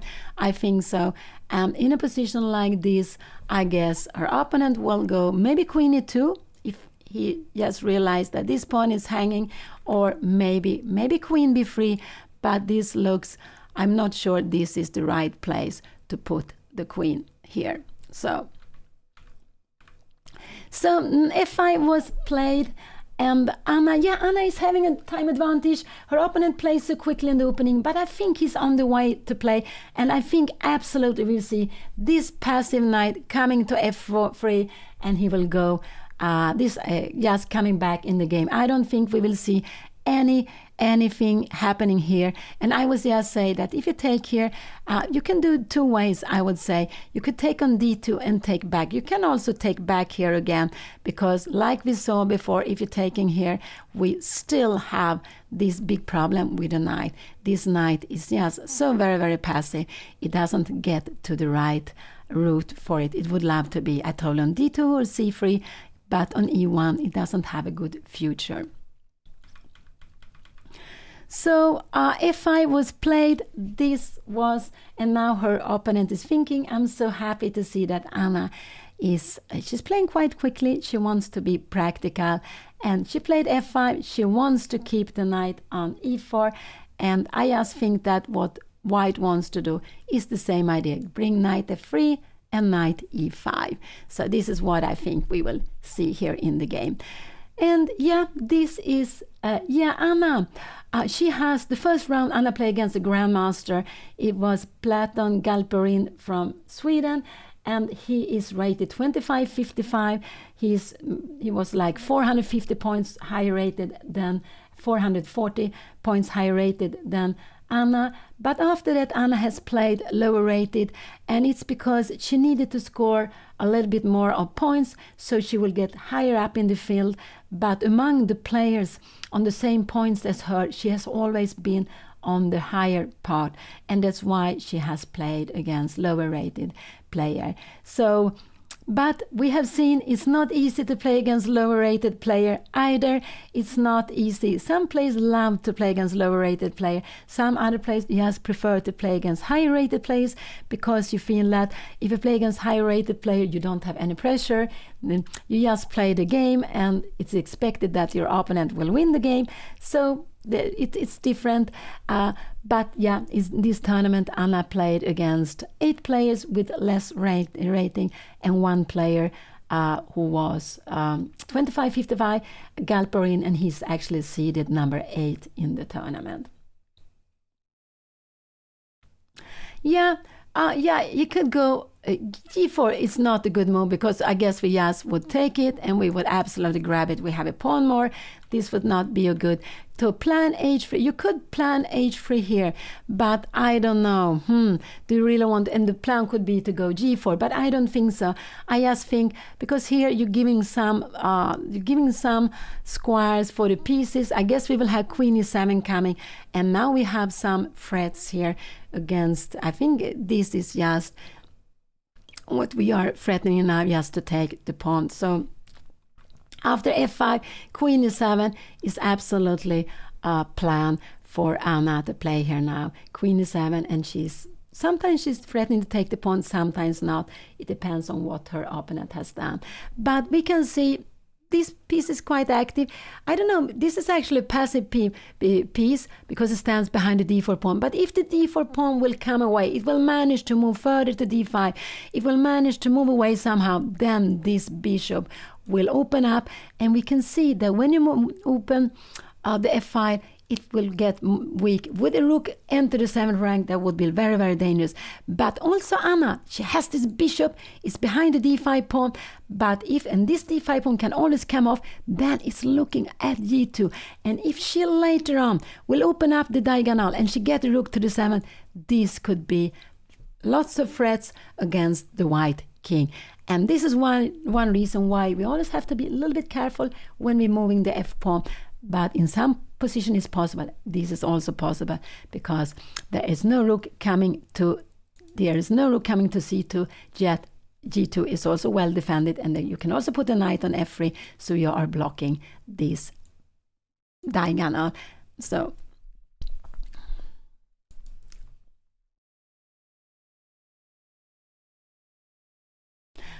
queen e2, but yeah, if you go queen e2, I guess maybe we can take here. You are just losing a bit of time, but can we go queen e7, and now you have knight f3, because we remember take here on a3, this pawn on a7 would be lost here. You can absolutely play like this, but I like this idea, and in a position like this we see white has this beautiful e5 square, black has 1 and 2, and this is, I guess it's about equal, but we have, this is a backward pawn, this is also a backward pawn, but this pawn is just very, very, this pawn is in the way for the bishop. So I would say here that black would have 1, 2, 3 active pieces, white would have 1, 2 active pieces, the rooks are also getting active, this one is active, this one is active, but this bishop is still passive, standing behind the pawns. So Anna played f5, and let's see, her opponent, will he flip the board here? And I don't think he will take here to take on f5 here, because now we take back with f pawn and the bishop has to go, and we can see that that this knight still has a bad route. It doesn't have a good route to get into good square. We would just start putting pressure here.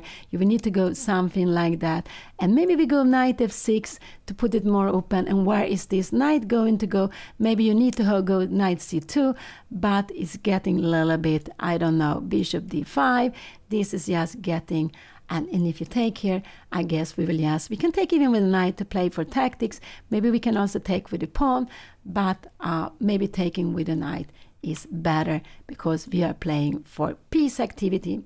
So, and there is not easy at all to attack this pawn while this, and now the plan for black is just to double the rooks to put pressure on the c line. Maybe double the rooks with rook c6 and rook c8. Let's go back to the position. The position is here. We flip the board. Anna played f5. Her opponent is thinking now. He is having 52 minutes. Anna has still 1 hour plus the 30 seconds she will get for every move. And she will, Anna has made 14 moves. She has made 14 moves as well as her opponent. Her opponent is with white, and he's thinking of his next move. So they're playing classical game, and after, if the game will be long, they will make 40 moves. After 40 moves, they will get, and he took with a knight on e4. He took with a knight on e4, and now I would say f take e4 is just the best way to take back. So he's following his plan. His plan with knight e1 was to get to move away the knight, to play f4 and then to take e4. So he's playing according to the plan. The best is actually now to take again with the f pawn. This is absolutely the best to do, but it's not so easy, because maybe you want to take to open up this more, but this is a better way, because sometimes later you want to take maybe on c4 and you will get this d5 square to play for. So I would say that f take d if e4 is better. And also like this, we are keeping this bishop blocked. This bishop is absolutely out in the way. And also if you try to come here, this pawn and this pawn is in the way. So this bishop needs to be active on this diagonal or somewhere here, but it's so far away from that. So this is a position. Her opponent finally took on e4, and we can see that he took on e4 now, and one of the problems with this move is that Anna should take back with the f-pawn, and like this bishop hitting the wall, she's challenging this pawn still. It might be that she wants later on to take on c4, that she later on wants to take on c4, and she will get this beautiful square for a knight or a bishop. So f take e4 is the right way to answer. F take e4 is absolutely the right way to answer here for Anna.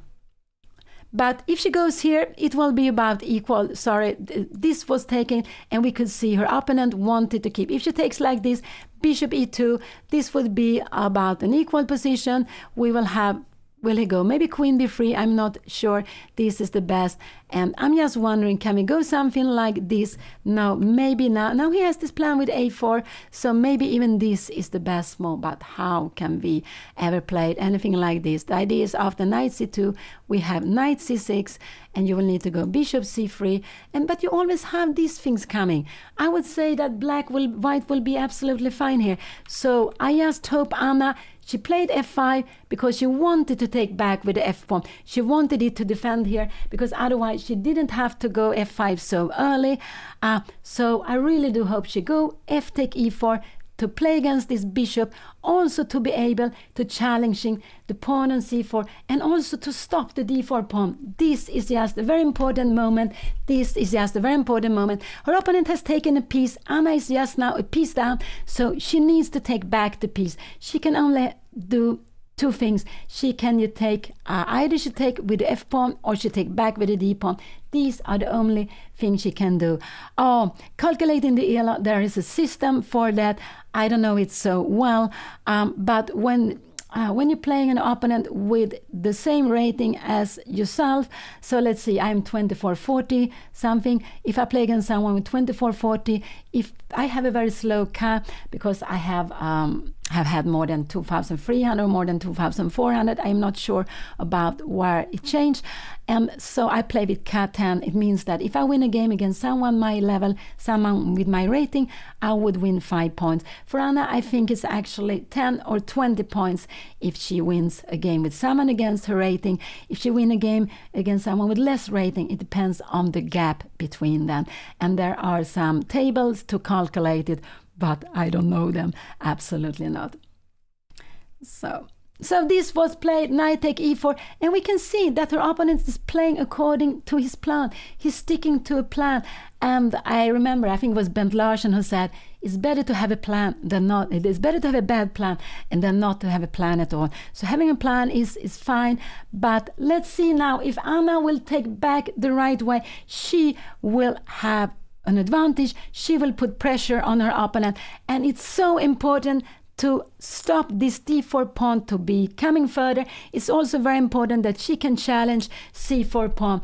And her opponent didn't want to take with the bishop because was scared that c4 would be coming weak, and also you don't want to give the bishop pair so early. So finally he took on e4, and this is what he was planning. He was maybe even thinking of taking on e4 earlier, but he didn't want to do that before he put his pawn on f4, and now he did that. So he gives Anna a double pawn. But sometimes this is no problem to have a double pawn. Let's see if Anna will play the best. Let's see if she will find the absolutely best way of taking back here now. And I would say that this is not so easy. This is something we're learning by playing the same kind of position.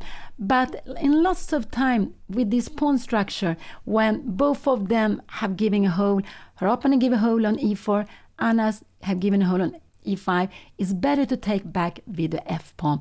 And it's a little bit a rule. We have this take towards the center, but every position is unique. In some position it could be better to do it in another way. But after this is the best way, and the reason is this d4 pawn cannot move. Anna is challenging the pawn on c4. She can in some moment get a beautiful piece to d5. If she takes the other way back, if she takes like this, only way to challenge this pawn is to sacrifice with b5, and her opponent will also have this possibility later on, and you can see how this bishop is coming into life, and this one is now stuck here behind the pawns. So this is a very important moment. I do hope Anna will take some time, and I do hope she will take back with the f pawn.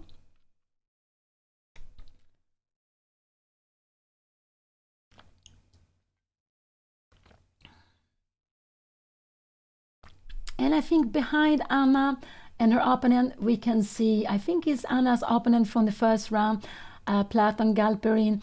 He is the grandmaster Anna played against in the first round, who actually played the cow opening against Anna, and the cow opening won the game.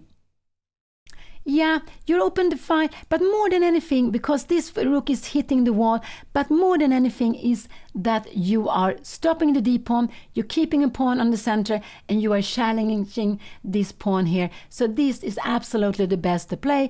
After a move like this, I don't know, I like queen e7, but queen e7 maybe it's not so good. Can we go queen b3 here now, and we go knight f6, and what? And we now try to play rook c7. You can go a4 here, I'm just wondering here, but then we go bishop a6, and we are putting pressure here.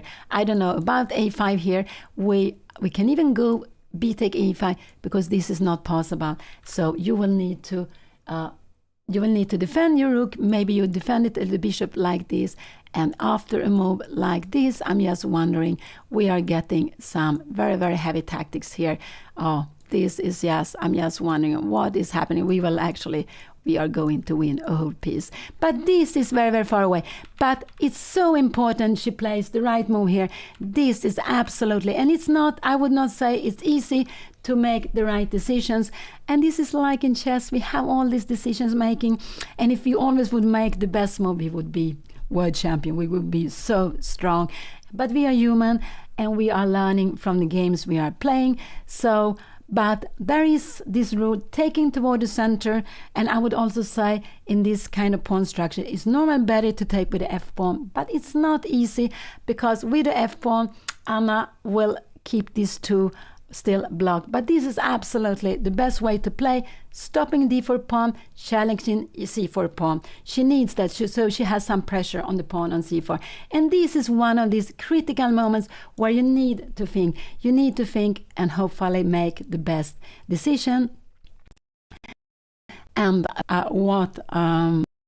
grandmaster know when master, they would of course know what is the best natural way to take back. I guess lots of them would know that, but you need to feel this is critical. If I go make the right decision, I will have a good position. If I make the wrong, it will be about equal. I would actually also be a little bit scared that white has a better future, because these two pawns will be mobile. They will absolutely be mobile and be able to so special d4 pawn will be able to come further, not the c4 pawn. So Anna, she sank into fox and foots, and I think that is good. She had her coffee. Here we see Galperin. He's walking around thinking of the game. He had a brief look at Anna's board, but then he went away. And we can see also Anna's opponent is getting up, maybe to get something more for energy, or just a little bit to walk around to get more energy.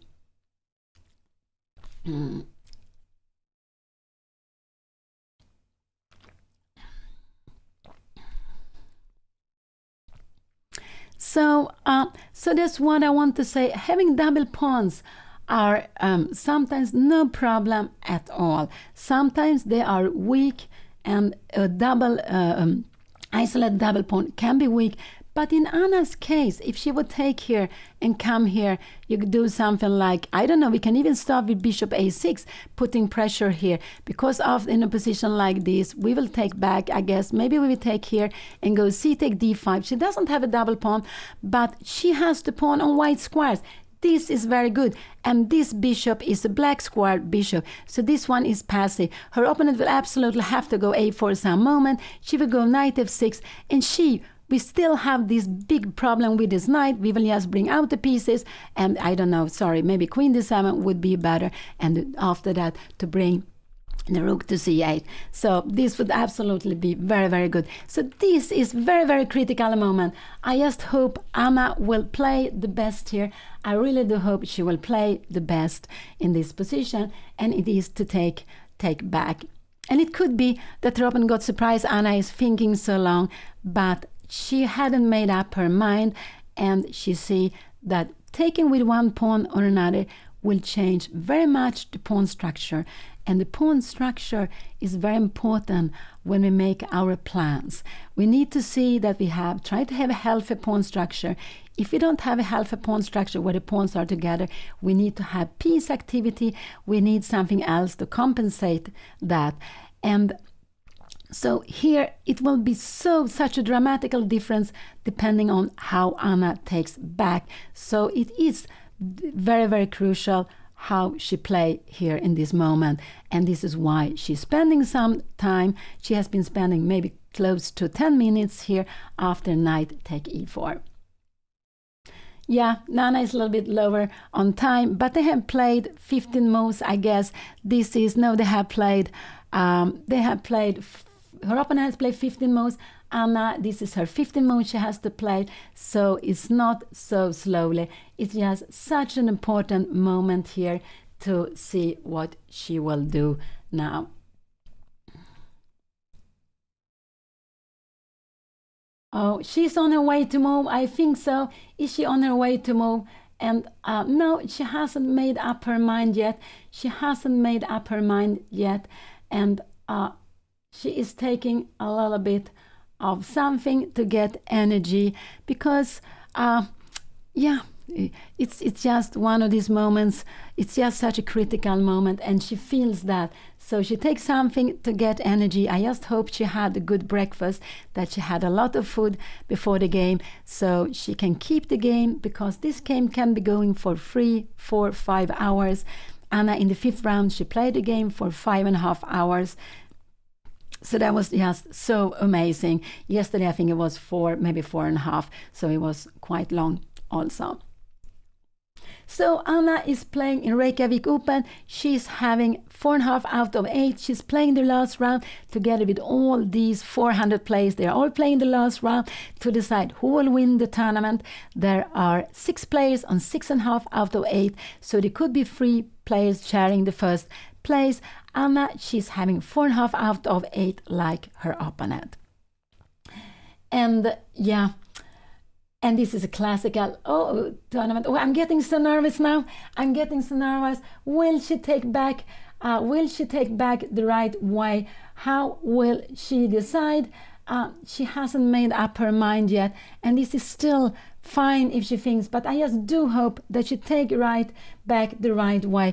And I guess we have to try to think like, one is normally we take back toward the center, the other one is, I told you before, this one will not be able to move, and there will be pressure on c4. So that is why it's better to take back with f-pawn. And also when Anna went f5, I guess this was a way of saying that I want to be able to take back with f-pawn, but she hadn't made up her mind, and that's why she is still thinking here.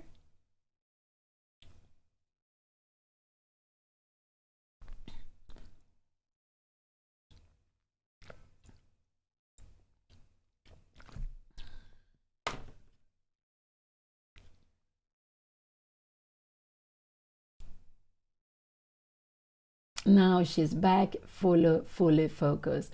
And Anna, so this is the last round. Anna will play, her next tournament will be very, very soon actually. She's going to play on Menorca. Menorca is a less well-known island than Mallorca in Spain, and she's going to play there in 1.5 weeks. It will also be an open tournament. It will be an open tournament again with 9 rounds.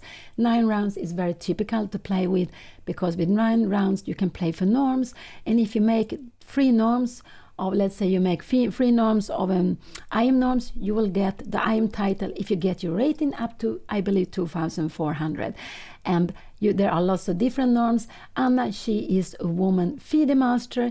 You can become woman international master. She could become woman grandmaster. You can also become FIDE master and international master and grandmaster. So we have these titles for the open class, which everyone can play for, but there are also titles for the women, and it's because there are still so few women playing, and it has been a way of encouraging the women to play, to have both women titles and titles in the open class. So Anna will play on Menorca starting in only 1.5 weeks, so it's coming quite soon, and that is also a beautiful open tournament. There will be I think there will be so many grandmasters. Could it be 100 grandmasters? I don't know how many players there will be. I don't know that yet. But it will be like Reykjavik Open. It will be a very strong open tournament.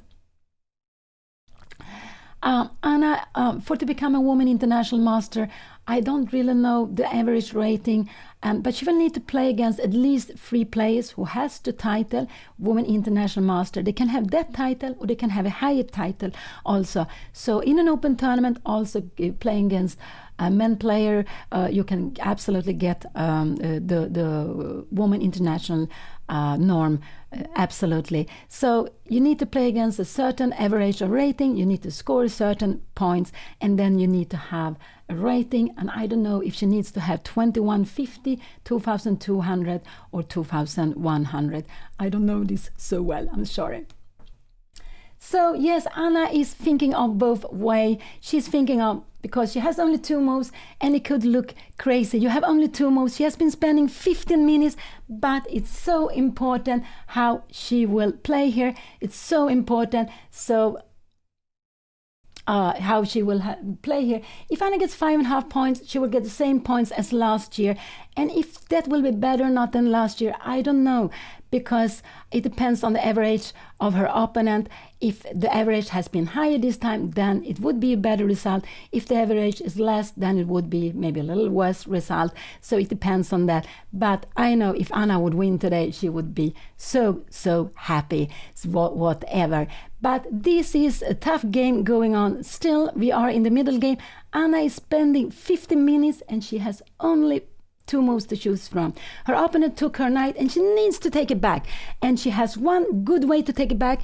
The other way, I would say that the position would become about equal, but white would also have some good prospects. So I wouldn't like her to take with the d pawn. I wouldn't like her to take with the d pawn. And she's taking a lot of time, but she feels that this is an important moment. And this is what we should remember, that when we feel there is a critical moment, we should take the time. Because, and especially when we are playing with, I guess in lots of position, but also with the pawns, because taking back with one pawn or another would change the pawn structure dramatically, would change it very much, and that would mean that the plans we will choose afterwards will be very different. No, there is no woman rating. We all are in the same rating list. We all are having the same way of calculating the ratings and everything. So there is not a specific woman rating. No, it's not. There are woman titles. There are different. There also exist women tournaments. And again, this is because there are only about 11% of all players who are female players. So this is a way of getting more players to play. And I can see that it has gone up. There are much more women playing than when I was in my youth, and I'm just so happy to see that. And actually, speaking about women, we had a very young girl from, she's from Russia, but she's playing under the FIDE flag. And yesterday, she won against a legendary player, Vasily Ivanchuk. She won against this legendary player yesterday. I haven't seen the game. I don't know what has happened.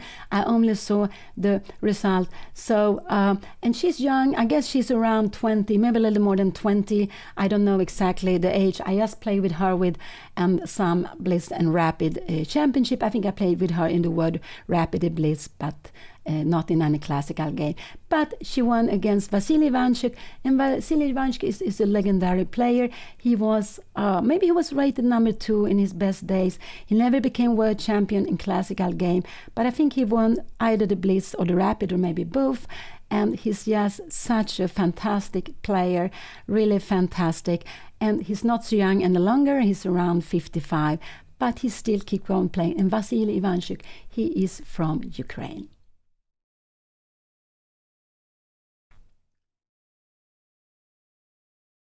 So Anna is still thinking. She has spent 20 minutes, and let's see if she will get to move here now. It's so important. It's so important she make the right choice. But she has spent 20 minutes, and I remember how English Grandmaster Jonan said, I think it was him who said it, maybe it's lots of players saying that, but when you have spent 20 minutes, you should actually make the move, because you will just think the same thing over and over, so your decision will probably not be better. It's possible that you already have made the decision, you're just calculating and you want it to work. So that could be the case. So don't spend normally more than 20 minutes on one move. Then it's just time to make the move, because you will not found anything new. Probably you will probably just keep on calculating the same things over and over again.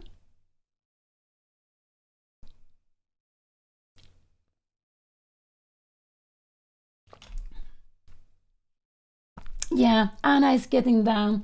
So this is, we do the down on time. So this is the decision making, which is so hard. And when you are one who can take quick decision, it will absolutely be good for chess, because if you can play the same moves, quicker, you would put pressure on the clock. And we can see how Anna has been under pressure on the clock in some of her games. I just hope this will not happen here today, but mostly I do hope she play f take e4. It's just such a good move. But let's see, if d take e4, we would have about an equal position. If Anna take with the f pawn, she would have putting pressure on her opponent. She would absolutely putting pressure on her opponent. And is she going to move here now? I don't know. She hasn't fallen asleep. I'm sure she hasn't. She looked very fully focused, but she hasn't made up her mind.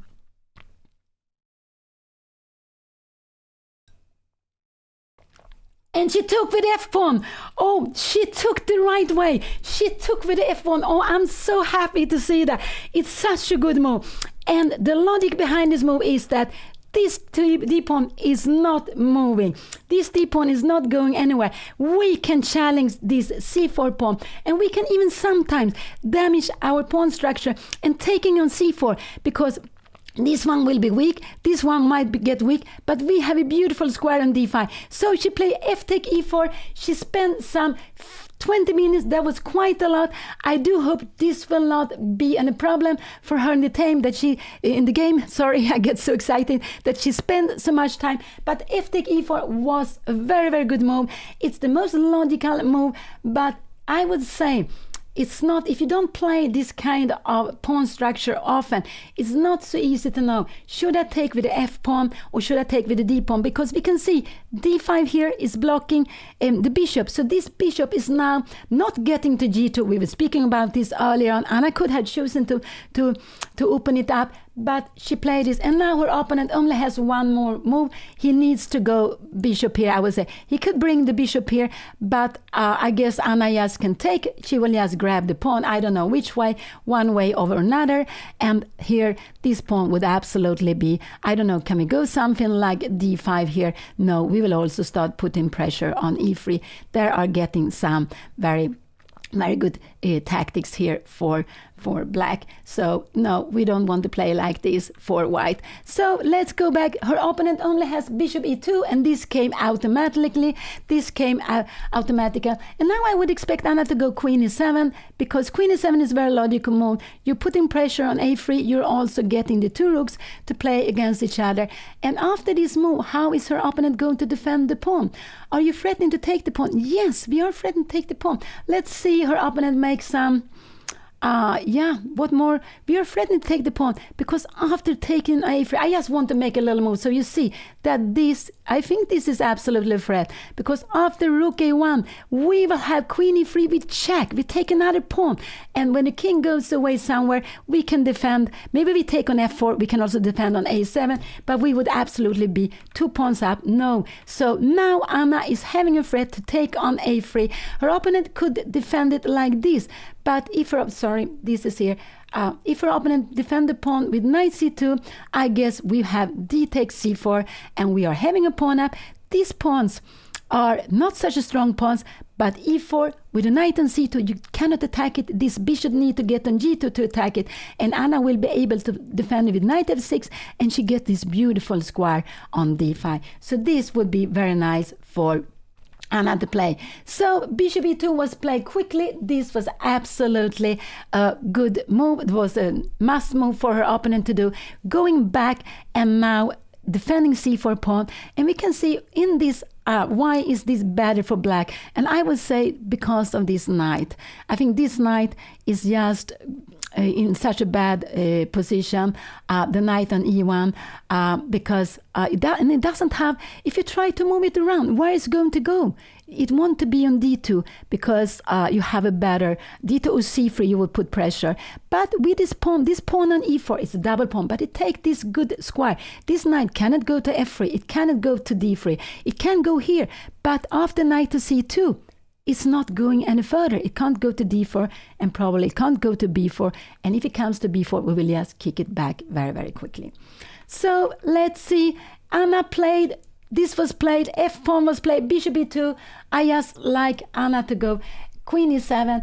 And she has a beautiful position here. And after queen e7, if this move, maybe queen a4 could be possible.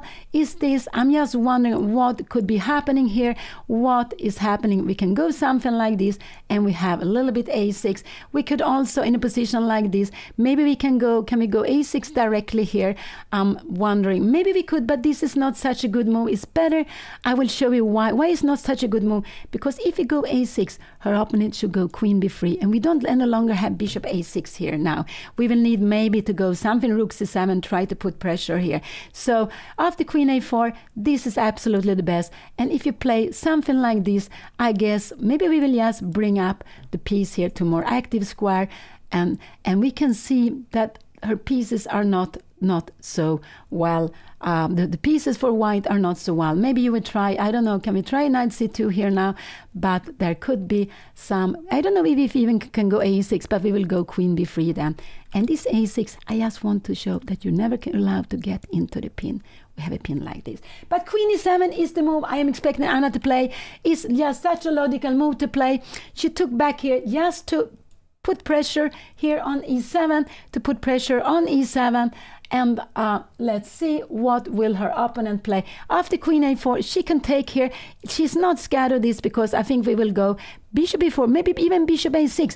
And we are threatening to win the queen. We are threatening to win the queen. After a move like this, this would be a way of winning the queen. So what did Anna play? She played something else. But what did she play? I don't see. She didn't go out. She played, what did she play? I don't know what she played. She played g5. Oh my God. She went for g5. Oh, Anna, she went for g5. I don't know. I don't like this move so much. She went for g5. This is getting a little bit scary for me. She went for g5. Why is this scary? I'm wondering. Can we do something like this? But then we take on f4. No, I don't think so. After e take f4, yes, because the queen is coming. So queen b3 is actually a very good move here. g5 was not the best. It was absolutely not the best. Anna want to play, but I guess her opponent will go g3. I think this, but now her king is more weakened, and I don't like this, even if the pawn is on d4, because it could be that sometimes you can go c5. Her king is just getting more weakened here. I'm not so happy about this. And if Anna would take here on f4, her opponent would take like this, and all of a sudden the knight would have a beautiful square. So g5 was a very ambitious move, but I don't like g5 because her king is open up, and we can see that sometimes you could even go c5, giving a pawn just to open up. The pawn is much better on g7 than on g5. So Anna, she wants to play some activity, some very, very active move, but this is absolutely not the best. You can go like this.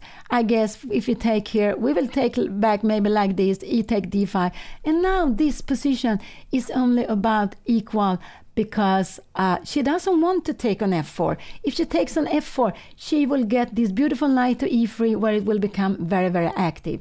So I would say now that Anna, after g5, she is actually not better any longer.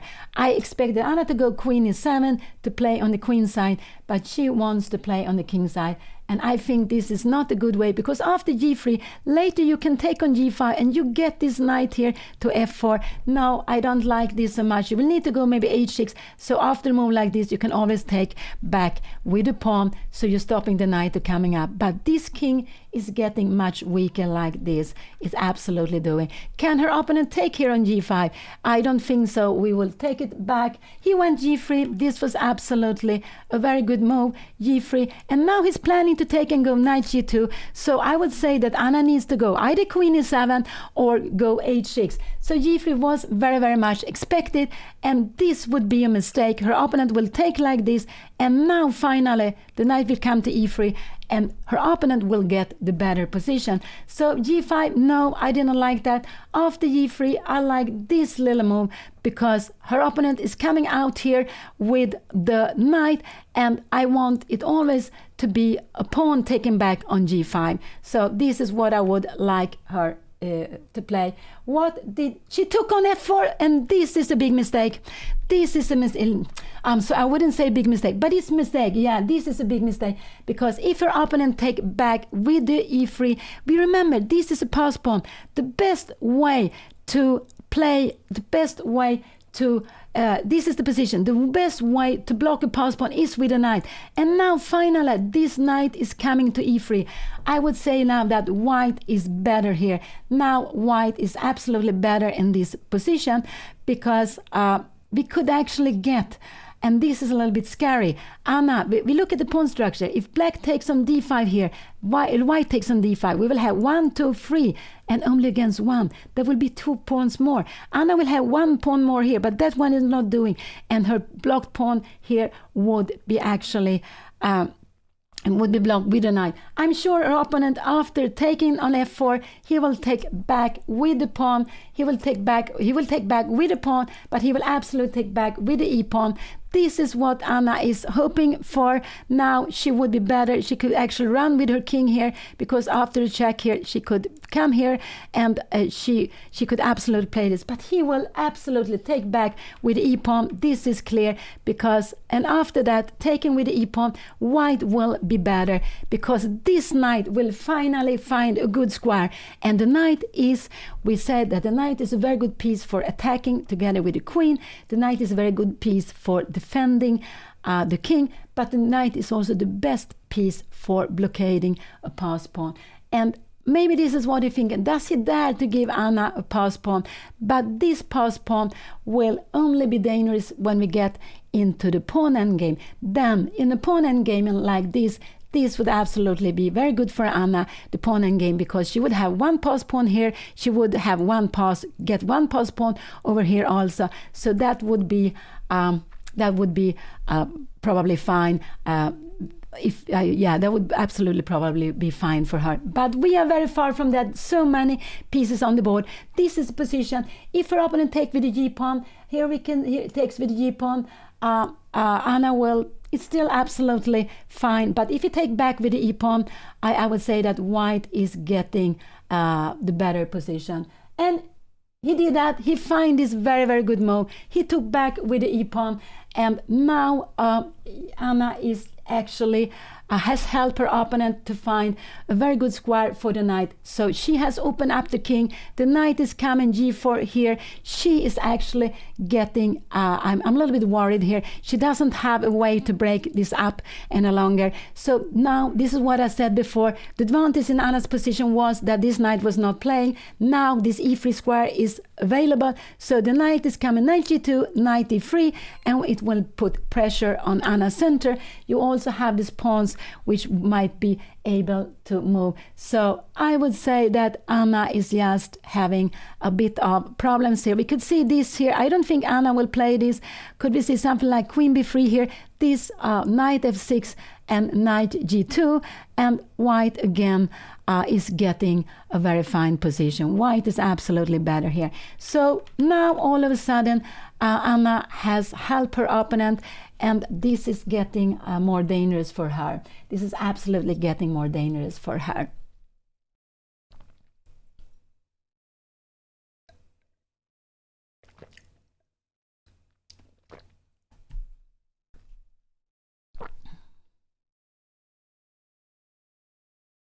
So I don't know what to play here. I guess we will see a move like queen e7, but queen b3, what can she do? She can go queen d7 if she wants to, but we just go knight g2, defending everything. And we don't see, you see this king on g8 is weak, this pawn on d7 is weak, and Yeah, and white has this majority. Anna has an extra pawn here. She has an extra pawn on d5, but she cannot do anything with her pawns. She doesn't have any pawn play any longer. So while white has a long-term plan of getting these 2 pawns moving, but he will move away with the king from. He will have to move away with the king first. But he can sometimes even take on d5, maybe, and then he will have 3 against 1. I will just show you. Let's see, Anna go knight f6. No, this was a queen e7. Let's see, we have a position like this. And we look only at the pawn structure. You can see that is 1, 2, 3 playing against just against 1 pawn, a little pawn here, and 3 against 1. This is very good. Anna has an extra pawn, but with a knight on e3, it will be absolutely blocked. So this is getting a bit scary now for Anna. This position is absolutely getting scary for her. And I don't see a way of playing actively now after this. So Anna made an active plan, but it was too active for the position. Instead of getting a lot of activity, she was creating weaknesses in her own position. You can see this king is very weak, and sometimes even a move like this could be hanging. It could be in the air. Actually, it could be in there sometimes. Not yet, and the idea is, not, of course not now because there are checks, but it could be in the air. So now, and also, it's not only she has weakened her king side, she has given this knight a beautiful square on e3. The knight is coming back into the game, and she doesn't have good squares. She can play knight f6, knight g2. She can take here on c4 and play maybe knight e5, but then now e4 pawn is coming, and actually we have the check here, and we just grab this pawn. It's not possible. Because without the e-pawn, e4 pawn will become, without an e-pawn for white, e4 pawn will become weak. So this was absolutely not what I hope Anna would play. I'm also happy she took back with the f-pawn, but the following up was probably what she was planning, and that was a very aggressive plan, but it has created weaknesses in her own camp, and it has helped white. Absolutely helped white a lot, and now white is having an advantage in this position. And also I don't see a good way for Anna to get active play any longer in this position. Before she had an idea to play on the queen side, just keep the king side like it was. Now this is so much more difficult to play. We can see how her opponent is going up. This is the only game they played today. They played 2 double rounds last Saturday. They played 2 double rounds on Monday, but they play 2 days ago they played 1 game, yesterday was 1 game, and today, this morning round at 11 o'clock Icelandic time, is the only game. And this is very typical because it's the last game of the tournament. You want the last game to finish earlier. You can also see that lots of players in the last round, they are fighting, they are playing long games, and that's why, because the last round will decide the final result of the tournament. So there is very, very much fighting spirit in the last round. You really like to finish the game, finish the tournament with something happy to remember. Sometimes it could be that it doesn't matter what happened before, but when you finish the tournament with a result you're happy with, it could be you saving a bad position, you get a draw, or you could be winning, then you have this more pleasure. But if you lose, just to come back. And now I'm worried about Anna's position. I don't see an active plan for her. I don't see an active plan for her to play after that. And I think she was looking so much to get this pass pawn, but this pass pawn will be blocked. She has open squared for her opponent. So this is absolutely wasn't the best way of playing. It was a very dangerous way of playing. It was actually also helping white here. But let's see, there is still lots of fight. But what is Anna going to do? I have no idea. I don't know how. I would go maybe knight f6. We have knight e2. Maybe to bring the rook here, we have knight e3. And where is this rook going to be? I don't know. Can we go something like rook f7? Or is it like, is f5 coming? Or is it like, could c5 even be coming? I don't know. Yes, now c5 is coming. We need to stop c5. So this, because after this we would have c5 coming, and then this would be crucial. So all of a sudden, I don't know how to play this for black. She is actually, I don't know, because white has a very clear plan. Bring the knight to e3, and then after to decide what to do. Then all the pieces will be very well placed. The rooks up with the queen, maybe to b3 to put pressure on d5, maybe to d2, and the rooks are connected. Then to bring away the king, and it could be that she will start some, that he will start some idea with going g4. And Anna always have to watch out for c5, because even if you give a pawn, c5 would open up for this diagonal. Yeah, I wouldn't have gone g5 because I'm so scared of my own king, and also because I just see that yeah, no, I wouldn't done it. But I'm also, there are lots of moves Anna has done. Some of them very good moves I wouldn't dare to do. So she's playing in a more active way than I would do. So now Anna is thinking, and I think she realized that it's not so easy for her any longer. She played these moves quickly, and she wanted to play an active idea. She wanted to go for the full point with g5, but she should have played in a more she should have played on the queen side, playing on the king side.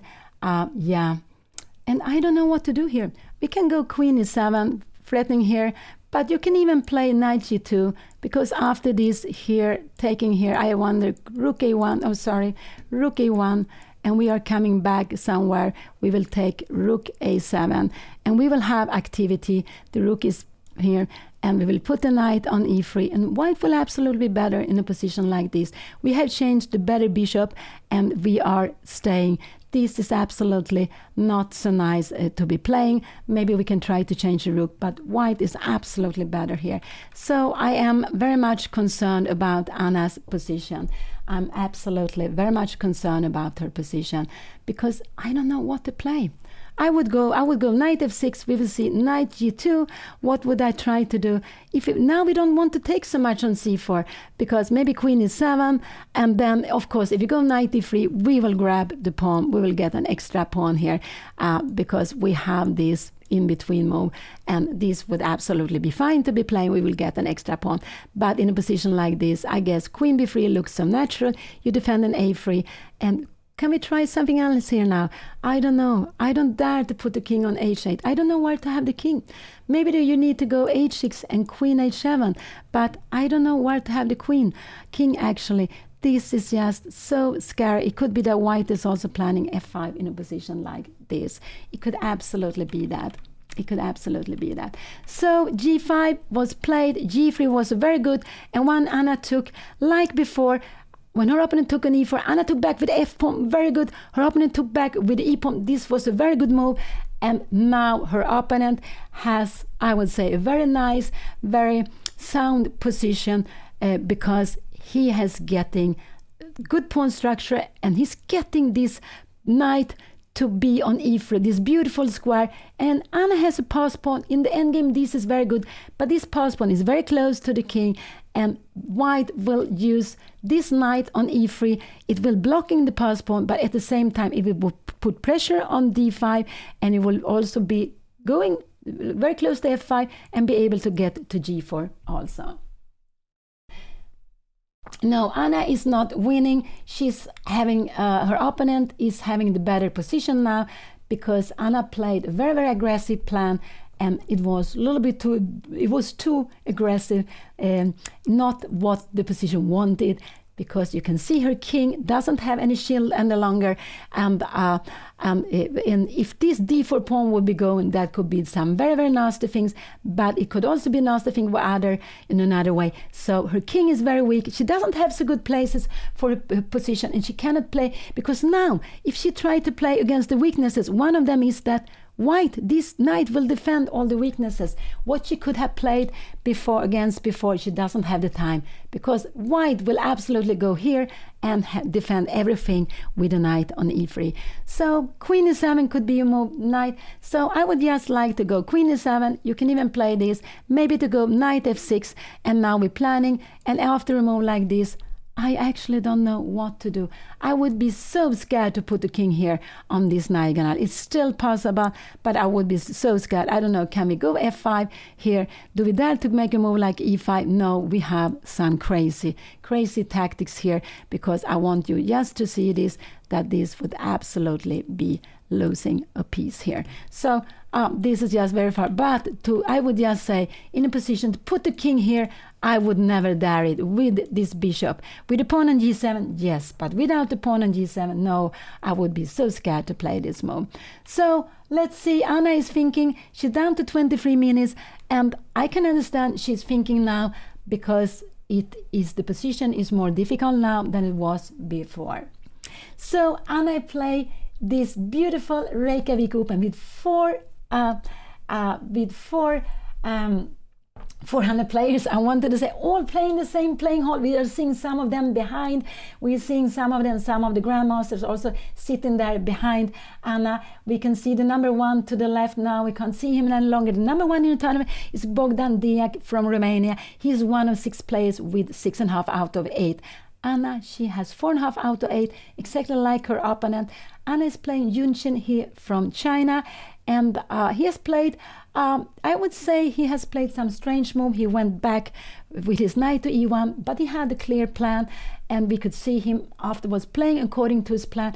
Anna got a very nice position, but she played too aggressively, and I believe Anna will need to defend this game, and I just hope she will manage that. I think she will need to defend her game, because it's not, I cannot see an active way for her to play. It would just make the position more difficult. So will she be ready now from going from activity to start to play a little more small moves, just to keep the position alive, keep the position going, and let her opponent decide what to do here.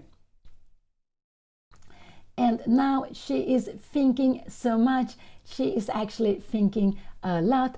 And yeah, Anna, she has this 4.5 out of 8. This means +1. And of course, she would love to finish the game with winning, but we have to see. After a move like this, queen e7, queen b3, sometimes c5 could be coming. It's not the danger yet here, c5, because of course it could be coming, but I like knight f6 here. I don't know, do we have some other tactics here? No, I don't think. Could we go queen g7? We could absolutely play it, but the queen is not so good. Again, we have this, and knight is coming, so we are blocking the threats to take on f4, and after the king will move and the knight will come to e3. So yeah, so let's see what will she play here now. She's thinking, she's down to 21 minutes, and we can see that the last 3 moves, taking on e4, g5, she took on f4. This last 3 moves she has been spending like 40 minutes, and that is quite a lot. She has made some good decisions, but she has also not made the best decisions after that. And she, this is position, it's like this is the position like this. And she has spent 40 minutes, and let's see what she's going to do. She can go queen e7, absolutely. Queen here, you can come here, and the plan is, of course, if you go c4, we will just grab the pawn here, and we will have an extra pawn, because we can see it's not possible to take back. The king is a pin here, and is a pin, but in a position like this, when Anna go queen g7, she threatened to take knight g2. It's just a very good way of, let's say, closing the diagonal, and the knight is just, it's on the way to e3. It's not there yet, but it's on the way to go to e3. So let's see what will she play here. She needs to make a move, and she's thinking, she's actually thinking very, very much in this position.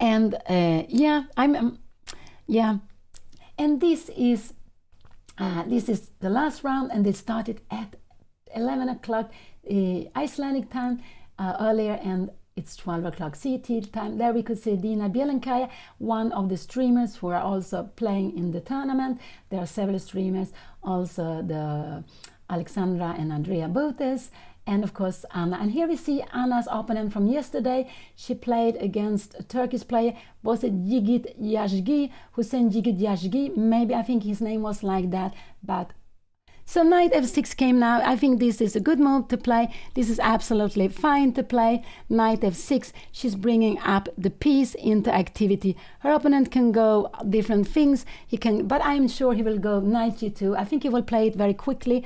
Anna is down to 20 minutes. She has made now, was it 18 move? She has made 18 move, and she still had 22 moves to make in 20 minutes, plus half a minute for every game, every move. Plus, she will get half a minute for every move she makes, exactly like her opponent. So they always get this half a minute, and this is something I'm so happy that we are playing with now. When we're playing, also you're playing classical, also with rapid. This is absolutely. And he played knight g2 because he's so happy. He got his knight into the game. He got his knight into the game. And now, what is Anna going to do? I like just her to go queen e7. And let's see if she will play this. I think this is just a very, very natural way of playing king e7. What is she going to do here now? Now in this position, it's not longer, I don't like so much to take on c4. I think e4 will become very weak when you have no pawns on e3 for white, no pawns on e3 for white, but you can absolutely take it. I like queen e7. It looks like Anna is on her way to move here but she took on c4. She wanted to take on c4. But I don't know. I'm very scared that after bishop takes c4, what is she going to do here now? After bishop takes c4, what is she going to do? Maybe she will have to play a position like this and go bishop a6 to play this position. And we will have this. How will this be? Well, here, maybe this will be fine to play queen d7. We're threatening rook c8. Maybe should we go rook to c1? Maybe this is absolutely getting fine. I don't know. Can we go knight to d5? I'm not sure, because this is such a weak pawn. No, we cannot do. We cannot go with the rook to c8 either. So she took on c4. She played very actively. She took on c4. Let's see how her opponent will take back. Will he take with the rook? He could absolutely do that. But if he takes with the rook, this is not such a good move. But this could be difficult to see. So maybe d takes c4 could be the best move to play. Can he do something else? Can he go knight e3? I don't think so, because no, of course not. We will just defend our extra pawn. So after Anna took on c4, I'm just a little bit scared if he goes here that Anna goes knight e5, because we have queen g4 check, and there's a check, and e6 pawn will be going. This would absolutely lose the game. So that will be a pawn less, and that would absolutely not be good for her to play. So if bishop takes, probably the best is to take on c4, take like this, just pin it. You will get exchange back. You will defend it probably like this, not going b5, but we just take this. And now queen d7, we defend an e6 pawn. We are planning after a move like knight e3, we get rook to a more active place. And how is a position like this? And here white is absolutely better in this position. Can we go something like that? No, I don't think so. There could be f5. Could it be knight g4 here? Could also be a little bit scary. This is absolutely scary to play, but we get some tactics here now. We have queen take e4. We have some threats here. And what is going to happen? I have no idea. But you have some activities here. Yeah, absolutely. So this is just getting crazy. Let's see. But Anna plays the most active way. She took on c4. How will her opponent take back? That is absolutely important. Bishop takes c4. Looks like the most natural way to break him back. Rook takes c4. What could he do? Could it be queen d7? Could this be a fine move? But I wonder, knight e3, how is this going? Then maybe we have knight d5. One reason why also to take the bishop is more logical, because we will bring up the queen here. It cannot go up yet because the knight defends the king. Remember, the knight defends the king, but we are putting, and he did that. He played bishop takes c4. This was absolutely very logical. And now the best is for Anna is to go to take on c4. It's just to exchange some pieces. Will she find this? this is absolutely the best. He took on c4 with the bishop, and this is very logical. He's putting some pressure here on e6. He can also, if this knight move away, he can bring up his queen. So I don't want Anna to grab the knight. If Shanna, this knight needs to defend the king, because if she goes away, we have this tremendous move. A check here, and this pawn will be falling. If she comes here with this is last, so scary. We have f5, and we are opening up for this would just be losing immediately. We see the rook is coming here, the king is up. No, this would absolutely be a big mistake. So actually the best what Anna can do is to start exchanging some pieces, and we can see that if this pawn would on f5, Anna would have, I would say this would be absolutely fine to play, but this pawn is now, we see she has gotten an isolated double pawn. So she needs to play with activity. She needs to play with activity to compensate it. Will she take on c4? This is absolutely the best she can do, I would say. Could she go some queen e7 here? We're putting some threats, but maybe you just go knight e3, because we don't have time to take on a3. I have no idea. Can we go b5? This is getting some tactics. You're getting back here like this, and we're trying to take this line, and we will have a position like this. I have no, maybe we are getting fine like that. This is just so far away, but maybe, I don't know, queen d1 could be better, because we have this.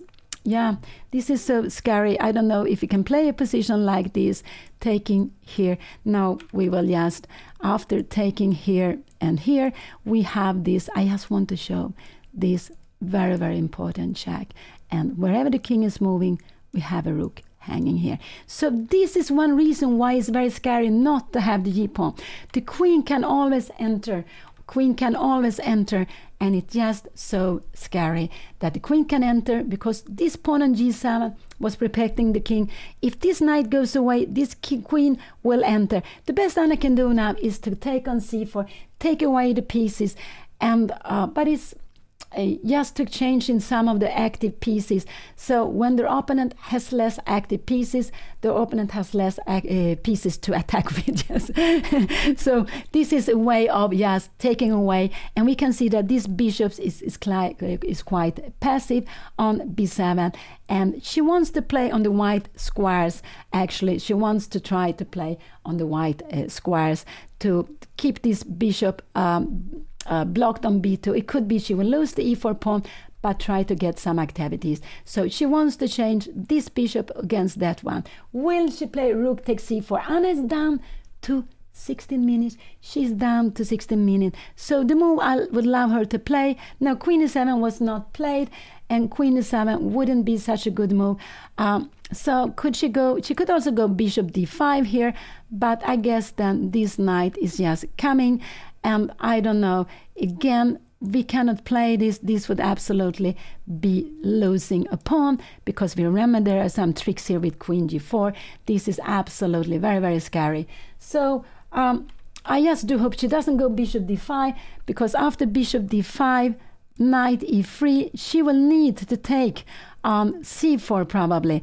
And we have this rook takes c4, we go queen d7, and how is this going to be? And we can see here now that her opponent will be able to absolutely to open up the position. This will be so, so dangerous. Her poor king will just, there will not be any way, because her opponent wants to take on e6 and then go d5. Then her opponent will be attacked with 1, 2, 3, and 4 pieces. And this poor king doesn't have any shelter any longer. So I would say, I just hope she take rook takes c4. I just hope she play rook takes c4. Knight take d5 would be a blunder. And she needs to take on c4 before knight e3 coming. White will play knight e3. If white managed to get the knight to e3, Anna could absolutely play like this here, and bishop a6. And if you go knight e3, I'm wondering, maybe we can go, we don't have to take it, maybe we can make a slow-mo. I don't know, can we go queen d7 here? It could absolutely be a possibility. And to play like this, I guess we will bring in, maybe we'll I don't know. Should we go bishop c7? Probably, because if this move is coming, no, we don't dare to take it. We just need to block everything. Yeah, also this is quite scary. This is absolutely scary also. So let's see. But she needs to take on c4. I think that if she doesn't, this is the position. If she doesn't do that, she will absolutely get more into more problems. So bishop takes c4 was played. That was absolutely the most logical move. Her opponent is bringing up the bishop, threatening to win the game on the spot, taking on e6. She needs to defend it. She will not be able to go knight d5 because this needs to defend against the queen. Also, with taking with the bishop, we see, I told you, the queen can come up, the g4 and h5. There are always some, queen e7, but of the queen 7, we just go knight e3. We don't have a threat of taking here because after position like this, we always have bishop take e6, and we will have some threats here. So this would not be a good. It could also be that after this, this is a pin. We have knight f5, and the knight is coming in here. This would absolutely be very, very scary to play here, and we will just take this, and we will take the rook here, I guess, or we could even play something else. But we will have an exchange less, and this would be not easy to play with. It would be losing, I would say. So let's see. Anna is thinking here. She took on c4. Will she take one more time on c4? This is absolutely the best she can do. Here we see Galperin, the opponent Anna played against the first round. The opponent Anna played against the first round. He was walking behind her. He's still playing a game. There are lots of fighting going on here. We can see some good plays, some strong plays. We see lots of plays sitting there behind. And Anna, she is having 4.5 out of 8. She's having 4.5 out of 8. She has won 4 games. She has made a draw. That was an amazing draw. It was played during 5.5 hours, and it was only the kings left when it was a draw. And then she has lost 3 games. She's up to +1, but what will happen depends on this game. And she's under pressure. She had a good position. She made some good decision, but then she started to play very aggressively, and now she's under pressure. And the best way to try to keep this pressure lower is to take, I would say, on c4, just to take away a piece, less pieces. But she would still absolutely here. Queen a4, I think, would be coming here and here. If we go queen c8, I guess, can her opponent play this? Maybe this is actually what Anna is hoping for to play. She's hoping to play the king, to play the endgame. And here she's not any longer worse. So Anna is actually hoping for to play the endgame. This is absolutely what she wants to do. So this could absolutely be an idea. But she has to find this rook takes c4. I would say it's not easy. And what could we think of? Yeah, we could think of, we have our opponent are attacking, and one of the way when we are under pressure, our opponent is attacking us, as then we try to see, can we make a counter strike? Can we make a threat? And here she doesn't. She cannot do that. She cannot threaten anything. And another way to play against the pressure, the play against when you are under attack, is to see, can we take away one of the active pieces? And this is actually what she can. She can change this active piece for this passive one. There will also be a rook, pair rook coming off, and we could see if she does that, Anna wants to go to the endgame, and the endgame would be very, very fine for her. The endgame would be very good, but with the queens on the board, this position is very dangerous. So White would always play to keep the queens on the board in this position. Absolutely. So Anna is down to 10 minutes. They have played, her opponent has played 20 moves. Anna is on her way to play 20 moves. She has only 10 minutes left, her opponent, and she will get half a minute per move. So she has 20 minutes left for 20 moves.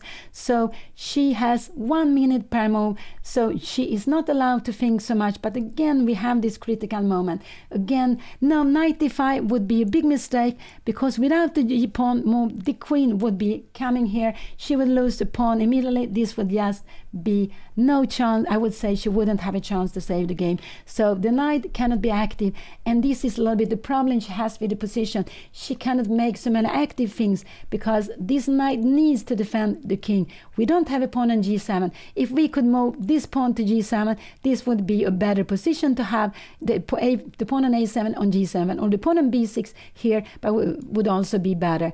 But she doesn't have this these pawns defending her king. So her king is very open, and this is why Anna is dreaming of getting exchanging the queens in this position.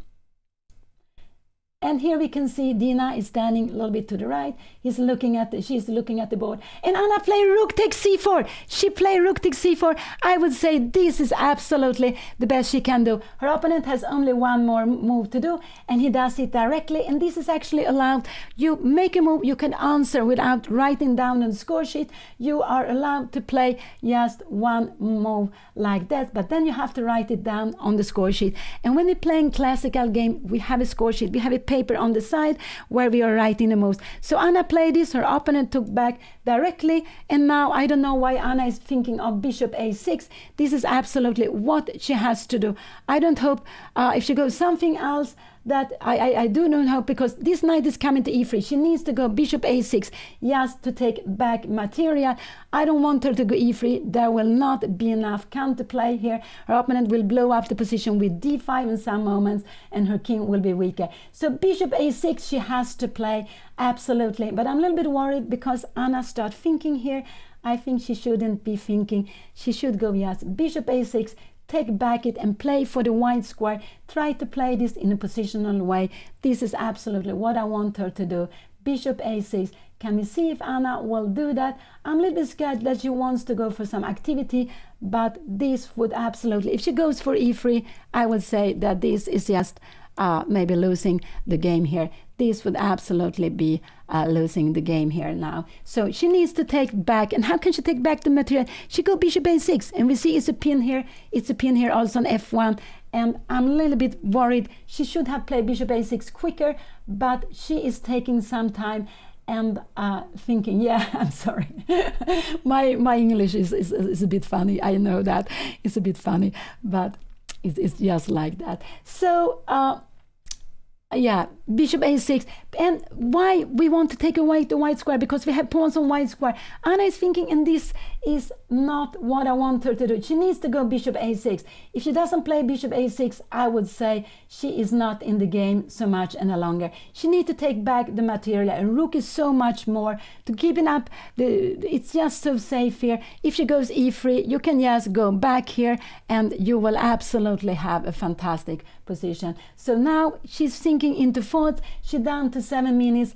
And yeah, this is absolutely worrying me. This is absolutely worrying me because bishop a, well, the idea with e3 would be to try to get the queen to d5. But even if you have queen to d5, you will just go back. You will just grab this pawn.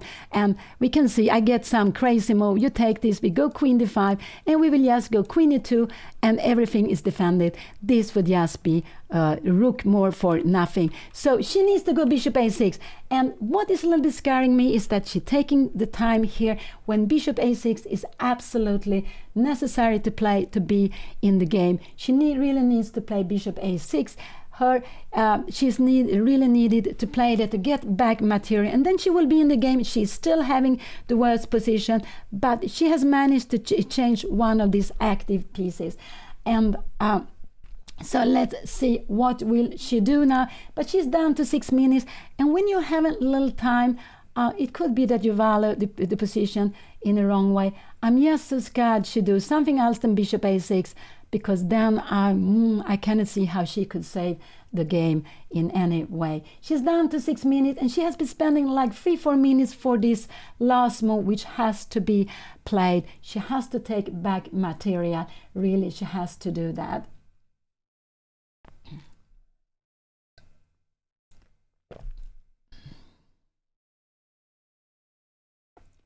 No, this is true. After each move, you really need to look at the position with new eyes. But Anna, having so little time, she doesn't have time for that. So bishop a6 really have to be played here. No, Anna is under pressure. She's under pressure because she has a pawn pawns, double isolate the pawn like this, and we can see that these 3 pawns against 1, and also because she has such a weak king. And I'm so worried about the fact that Anna is thinking here. She's getting into little time, and with little time it's very easy not to understand the right valuation of the position. And here she needs to take back the exchange that she has sacrificed. She really needs to take it back. Will she go? I'm so worried she will not go bishop a6. I'm really so worried about that. If she goes bishop a6, she will absolutely be fighting in the game. Could see something like this. Queen a4, we will take it here. And maybe queen c8 is fine to play, but her opponent will absolutely bring the queen here. Can we go some queen d7 here? We have a knight to e3, and I'm just wondering how will this be? Can we go somewhere here? No, we cannot bring. The queen needs to be close to the king side. We cannot go knight d5 because there is a check here. I don't know what we are going to do. Maybe move like rook f7. She didn't go bishop a6. She played e3, and this is actually, now I cannot see how Anna will defend the game. She played bishop a6. She played e3. She didn't go here. She played e3, but now if her opponent is moving the rook, she will absolutely, just moving the rook will absolutely be very fine for her opponent. I don't see how she is going to because a rook is so much. So she still had bishop a6, but this pawn, her opponent could go knight a3, play with the pawn more, could absolutely do that. This is also absolutely fine. So e3 was not the best move, and I think after e3 now, I don't think Anna will be, I'm just very scared. I don't see how she can save this game, because her opponent can just take the pawn, her opponent can move the rook, and this diagonal is not at all strong for her. And so I'm sorry. I'm not so happy about this move, but it's like that. She's down to a little time. She wants to attack, but it's not enough. Rook is so strong, and they're so easy to defend this g2 square. Her opponent can go something like rook e1, just grab the rook back like this, but then my Anna might get something like knight d5, keeping this pawn, but no, we have queen g4 again. No, if her opponent moves one of the rook, I cannot see anything that Anna can do here now. If he moves one of the rook, I cannot see anything good for Anna. I'm so sorry. She played this beautiful taking on c4, but after she went e3, and that was not the best. She should have taken back the material. And it's like Anna wants to play for an attack, but she has only this bishop to play with. She needs to get the queen to d5, and this queen is far from d5, and even if she gets the queen to d5, it's so easy to defend the knight on e2. It's just so easy to defend the knight on e2.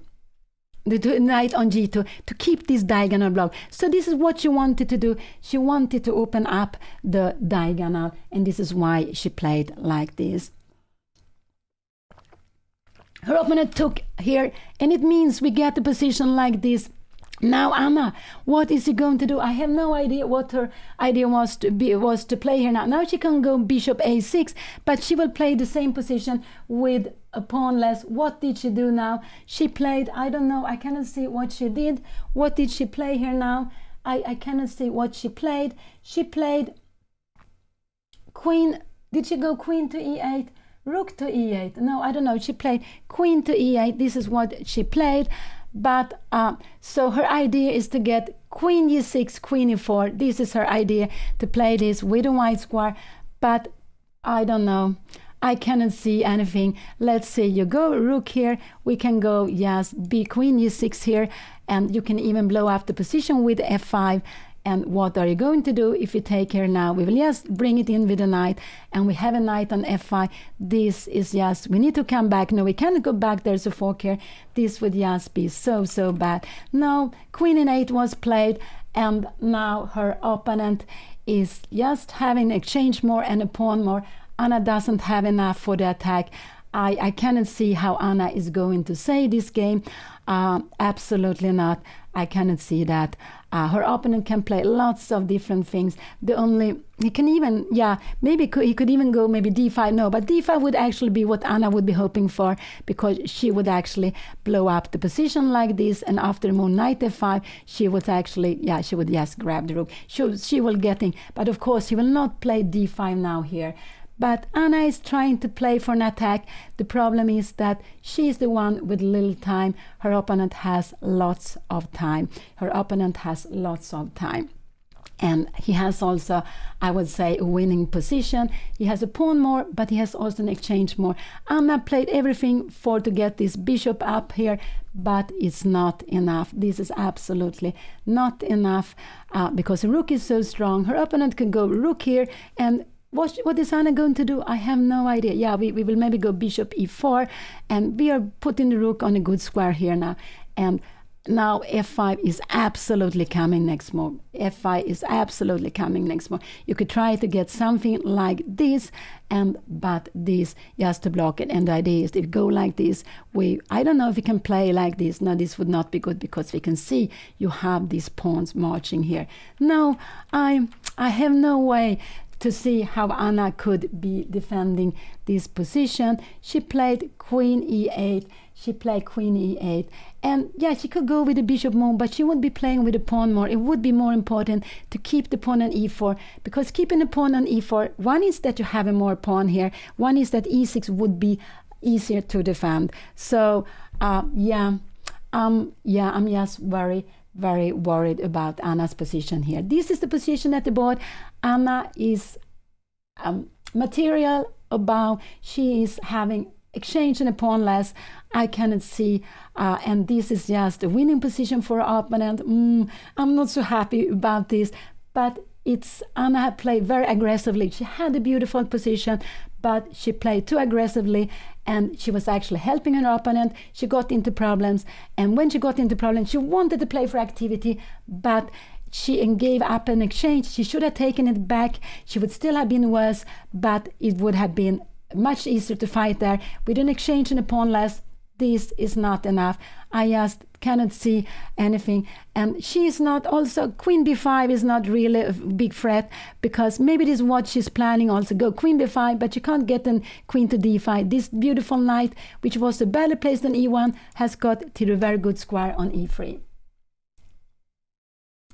So what will her opponent play? G5 was a crazy move Anna played. She wanted to go for the attack, but it was, that was too aggressive. I never played, of course, I never played against Fischer. I never saw Fischer in my life. And Fischer played this incredible match against Boris Spassky in Reykjavik, 72. It could be, I don't know if I saw a little bit on this on television. I'm not sure, but I didn't play chess I was not at all interested in chess at 72. I started the year after, so I never saw him, because he stopped playing after that. 1970 was the last tournament he played I think in FIDE's tournament. Later on, he played a second match against Boris Spassky in Sveti Stefan, but then he played some friendly games. I don't think he played any kind of matches or anything more than he played 72, then he stopped for a long time. And it was at 95, it was in the 90s, he played the second match against Boris Spassky, and he won that match too. So I don't know, her opponent is thinking, but he has so much time, and and Fischer has been very important for chess becoming so popular on Iceland. But not only Bobby Fischer, also Fredrik Olafsson, who was the first grandmaster on Iceland. I don't know if he still plays chess. I actually played against him like 13 years ago in a very beautiful tournament. I think it was a memorial to Eve tournament in Amsterdam. So he played there, and he also was the FIDE president during the years 78 to 82. But he ended the match taking place on Iceland 72. And when I was on Iceland first time, 84, Here we see Hjartarson, one of these legendary players. He's coming with the jacket, and so he has finished his game. I have no idea what happened with him, but he was one of these famous, very strong Icelandic players in the end of 80s, in the 90s, they had so many grandmasters, and they had more grandmasters per capita, I guess, than any other countries. So what he will play, we can see how her opponent is still fully focused. Could it be, we can see that he takes his time, and this is what is very good to move. When you have a good position, you should take your time. You shouldn't start speeding the moves, you should just take your time. Absolutely, this is what you should do. There are many grandmasters competing. I think someone said it's about 30 grandmasters. I haven't calculated them yet. I can see there are about 50 nations playing there, but I haven't calculated. I haven't seen how many grandmasters there are. But it's a very strong tournament, a very beautiful tournament with many grandmasters, many strong players, but also lots of amateurs and 400 players playing all together in the same playing hall and in the same tournament.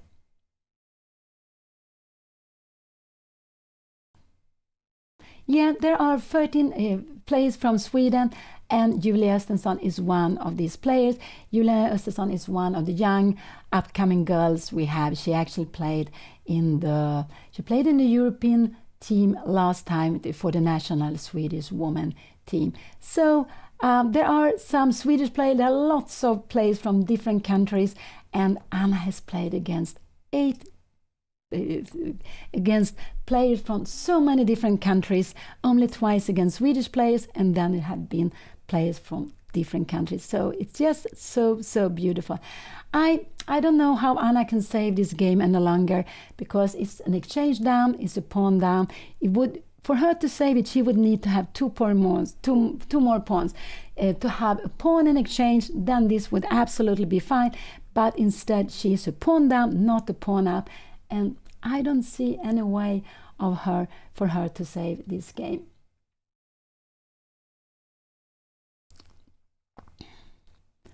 So, and I am Pia Cramling, I'm Anna's mother. So I have been commentating during these 9 games during 7 days, and Anna will soon, in 1 week and a half, play on Menorca.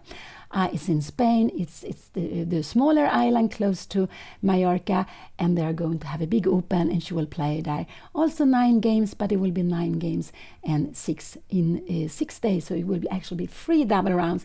It will be a very, very tough schedule and a very, very strong tournament. And I will also be commenting on Anna's game when she plays there. So let's see what her opponent is doing, but he does it absolutely right. He does it absolutely right to take time, and yes, this is what he absolutely is doing. It could be that Anna didn't see any way to save the game, and she thought she had to go for this. But I would also believe that when she had a little time, you start thinking in another way. You start seeing, hoping that there are some activities. You don't value the position the best way. And Anna went for try to have an attack on the king.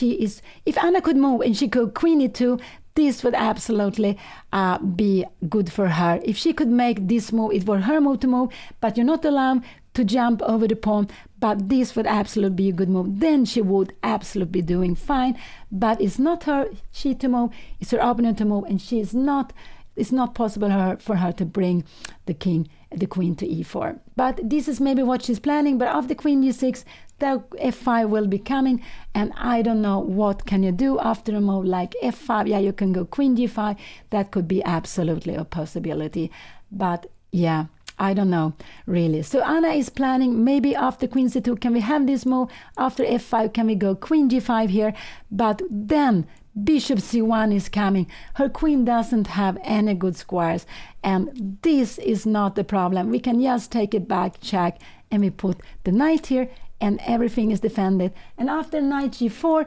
we are threatening some nasty things here, but we have bishop f4. everything works for white because white is having a whole rook more. White is having so many pieces, and so this, it really doesn't work for Anna, this position, if the rook goes to c2. If the rook goes to c1, then queen g6, f5. Could this be some better chances for her? It could perhaps be that, but we have queen e2, and I don't know what could we try to play here now. This is still, we don't have threat to take on g3, because again, I just want you to see that, check, we will always go knight g2, and after a move like this, we have queen here, coming here, and we can go rook c8, and we see that there's no, Anna's king is coming under the attack, because after that we would actually bring out this bishop. So no, there is, I cannot see how she can get some danger, but also rook c1 is not a logical move. I would say rook c2 is a logical move, but you can also play something else. f5 wouldn't be so logical now, because after f5, knight take f5, can we go queen e4, and finally gets in with the queen here. So f5 is actually what Anna would be hoping for, absolutely. But still, after f5 we have queen b3. What is she going to do? She needs to go some queen e6 there is, and maybe now we can go knight f5. I have no idea, bishop d5. But of course her opponent will not play f5 here, because it would open up the position for Anna. So he will play some, I don't know what move can he play here now.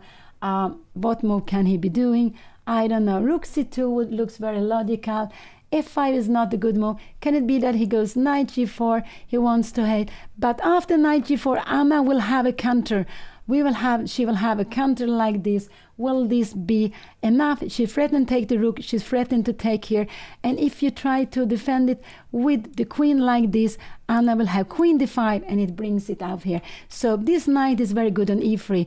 This move, if you come back here, we don't have time to come back, because we would grab here and we would be better. So knight g4, there are some still hope that her opponent will go wrong. This knight is beautiful here, because it controls all this square, and also it defends the rook on c4. It also look at g2. So if Anna gets the queen here, she threatens queen h1, but she doesn't threaten queen g2. So let's see, her opponent is spending some time, but he's down to 30 minutes, but he still have lots of time. He's down to 30 minutes, but he does it absolutely the right way. I would guess that he will make a solid move. He can also go rook e1 if he wants to, yes, to put pressure here. But I guess then Anna will go something like queen g6. And I'm just wondering, oh, d5. Could d5 be a good move? And after this, we see queen d4 could be coming. And no, now we have knight take f4. Oh, this is getting crazy. But maybe we have a move like f5 here. And I have no idea what is going to happen here. Yeah, we are getting in like this and this. I don't know what will happen like that. We have a check here, but you always have, we can just take it. And we have rook d7. Oh, this is just very far away. This is just very far away. But there are always tactics working. And with white having, let's see, for me the most logical move here is rook c2.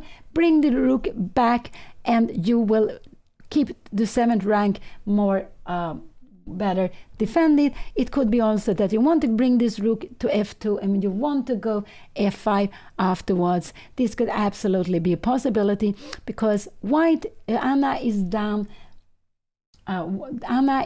so much material.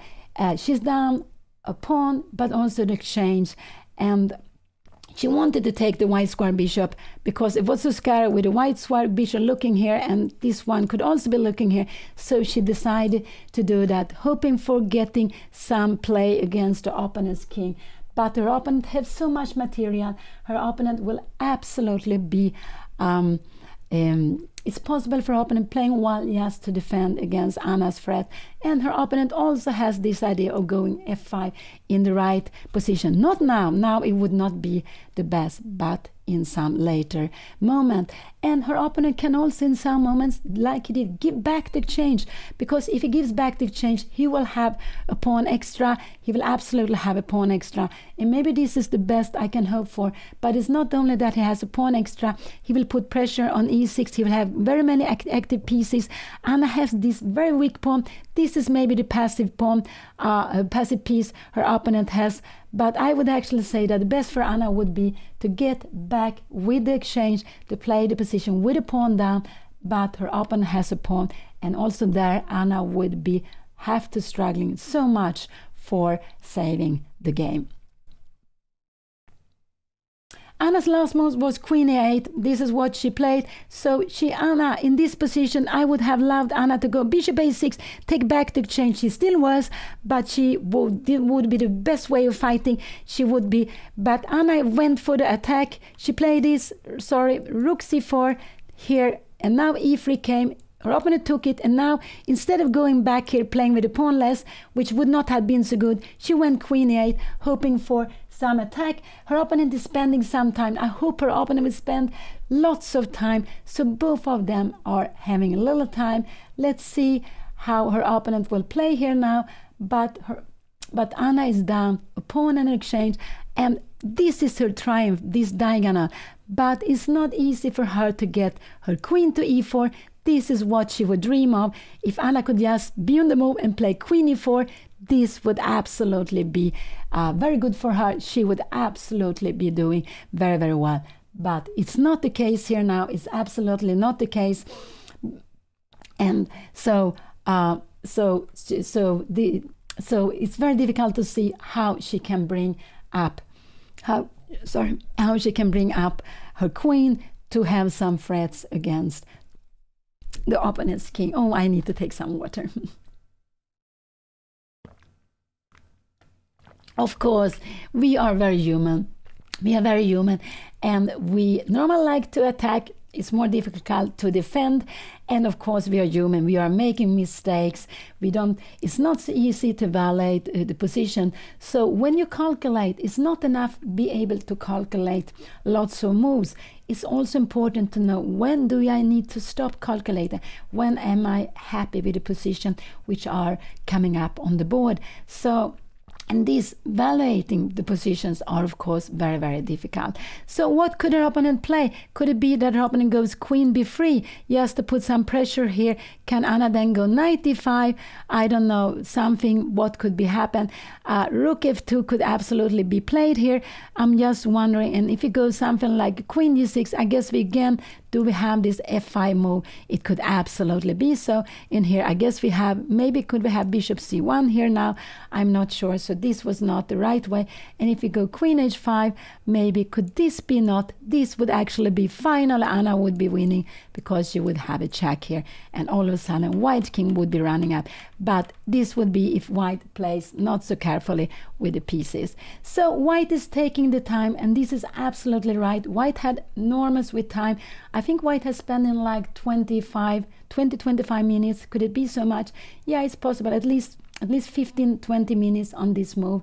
And this is right because White has huge material advantage, and I think White see that he's doing very well. But there are some ideas for Anna to get up with her king, not with her king, to get up with her queen and to attack her opponent. So he will absolutely have to defend against this. And if he can defend against the threats Anna is planning, he will just keep his material ahead, and then going into any kind of endgame. Anna can play any kind of endgame. The only hope she has is that she can get her queen into activity, the queen into this long diagonal, so she can have a threat of going with the queen to h1. Her opponent is still thinking, down to 24 minutes. I would say that's still plenty of time. They have played 22 moves. They have 18 more moves for getting to the time control, and 18 more moves for Anna. Has only 5 minutes. Her opponent has 23 minutes. So Anna is the one with very, very little time. Anna is the one with very, very little time here, and also she is under pressure on the time but also on the board. She decided to play very aggressively. Maybe she wanted really to go for the whole point, but instead her position is just very, very dangerous. She has too little material, and that means that when her opponent has more material, a pawn more, a rook more, it will be easy for her opponent to defend, and also her opponent can always give back in exchange, because her opponent, Yunshin here from China, he has also not only exchange more, he has a pawn more. So they are playing classical tournament. This is the last game. So this game will be finished in some hours, maybe shorter than that.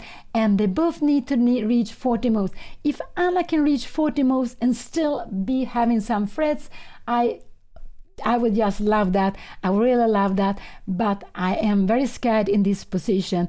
I'm really very scared in this position. Anna has played very brave here. She has going for an attack very, very bravely. But it is just not enough if her opponent will play the best. But this is, of course, chess is very practical. Let's see what her opponent will do. He's down to 22 minutes, and I'm very happy that he is spending some time.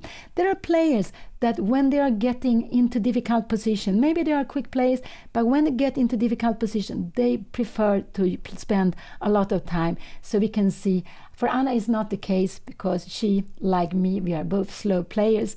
We take our time when we play, but there are players who say that if you have a difficult position, the best is to play slowly. So you will you play slowly, so you will be so your opponent will be tempted to play quickly.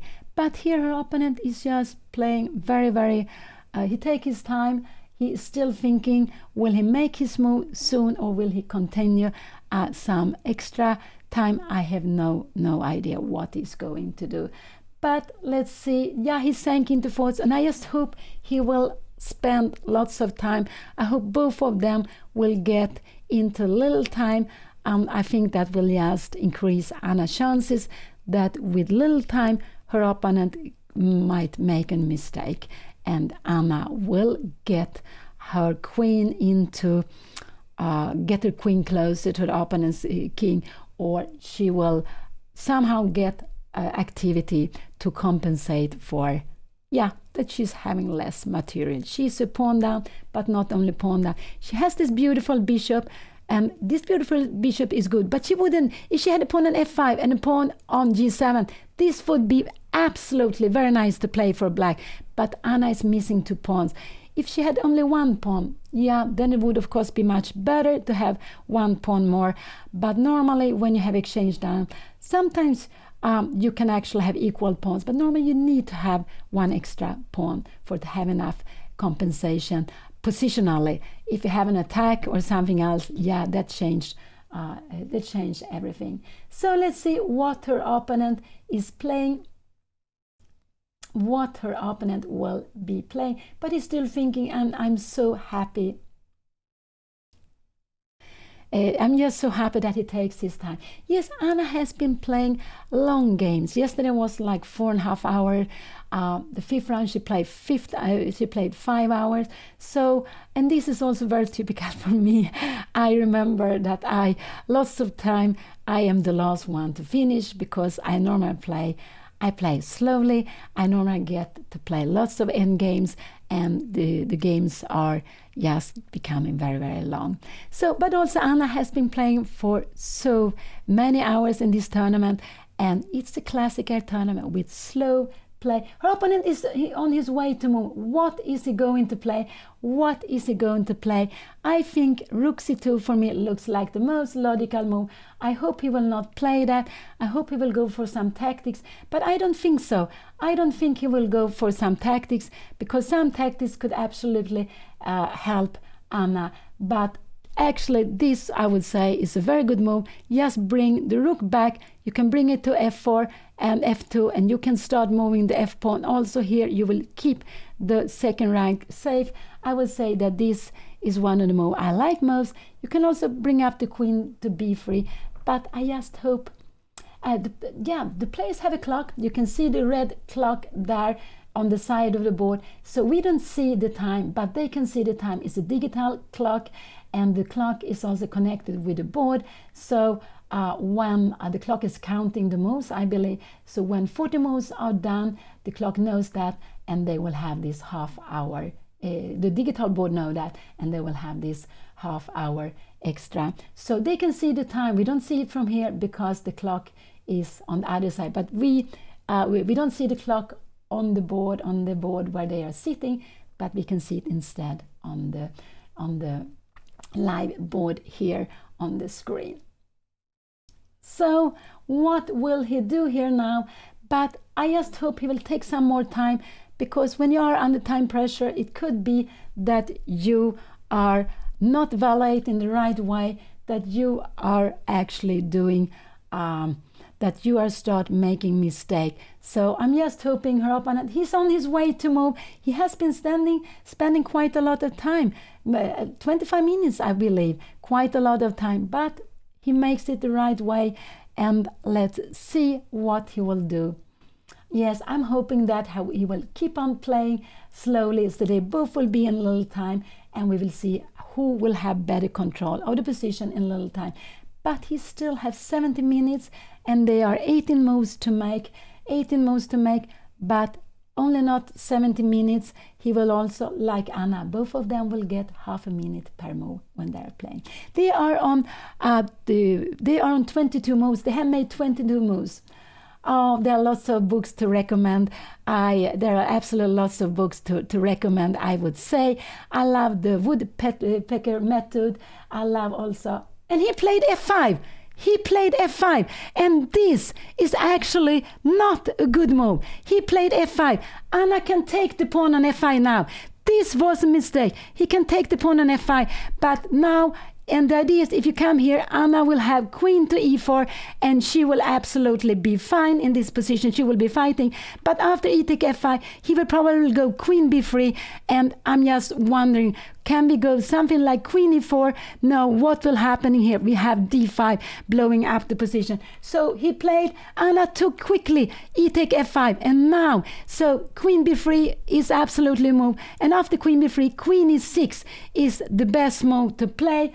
And what did he play? He played knight take e4. Knight take f5. He played knight take f5. Oh, this is getting crazy. He played knight take f5. Now finally Anna can play queen e4. What is going to happen? I think he wants to go d5. But after d5, this is crazy. After d5, what is happening here? She can play queen takes c4. She can play queen takes c4. But what has happened after a move like this? She has this here, and there's no queen d4 coming, because we will grab it. We will grab it. And what is a position like this? We are getting some counterplay here. What is this? And in the end, maybe we have bishop e6. This is just getting crazy. So he didn't play the best. He wanted to, Anna took an f5, and now queen e4 is such a good move. Queen e4 is such a good move. What is he going to do after queen e4? He went for tactics. Anna is going, only having 4 minutes, 5 minutes plus half minute. But now finally this queen can come to e4, and she should just put it on e4, because after the queen comes to e4, she's threatening mate in 1. She's threatening mate in 1. So it's getting crazy. And if you try to block the diagonal, she will just bring it. And I think maybe a position like this, what is going to happen? We have a check here. What are you going to do? You need to go, oh, this is getting, after you threaten to take here, you need to go queen d4. We can take on d6, and we are having a bishop color endgame. And this is actually, in the firework, this is just absolutely equal points. Oh, I'm getting. So knight take f5 was not the best. It was a mistake. So now her opponent want to open up play against Anna's king. But Anna can get her queen in. Anna can get her queen in. What she has been playing for. She has only one move to be in the game. Queen e4. Oh, I will take some water. I will take some water. But queen e4 is just such a beautiful move. Anna is thinking, and she's wondering what is going to happen. And important is that after queen e4, she's threatening a mate here. What the best her opponent can do is actually to play the endgame like this and to go knight take d6. But here Anna is only having one pawn less. We will try to exchange this knight and we will play this position, and absolutely rook c7, we will go rook f7, and we will have different color bishop here. We will have different color bishop. And how is this being? I guess there are good chances for a draw, but white is having 1 and 2 pawn extra. Let's see. Anna hasn't played. Oh, she hasn't played. Let's see. We have to go back. Oh, I'm getting so exciting.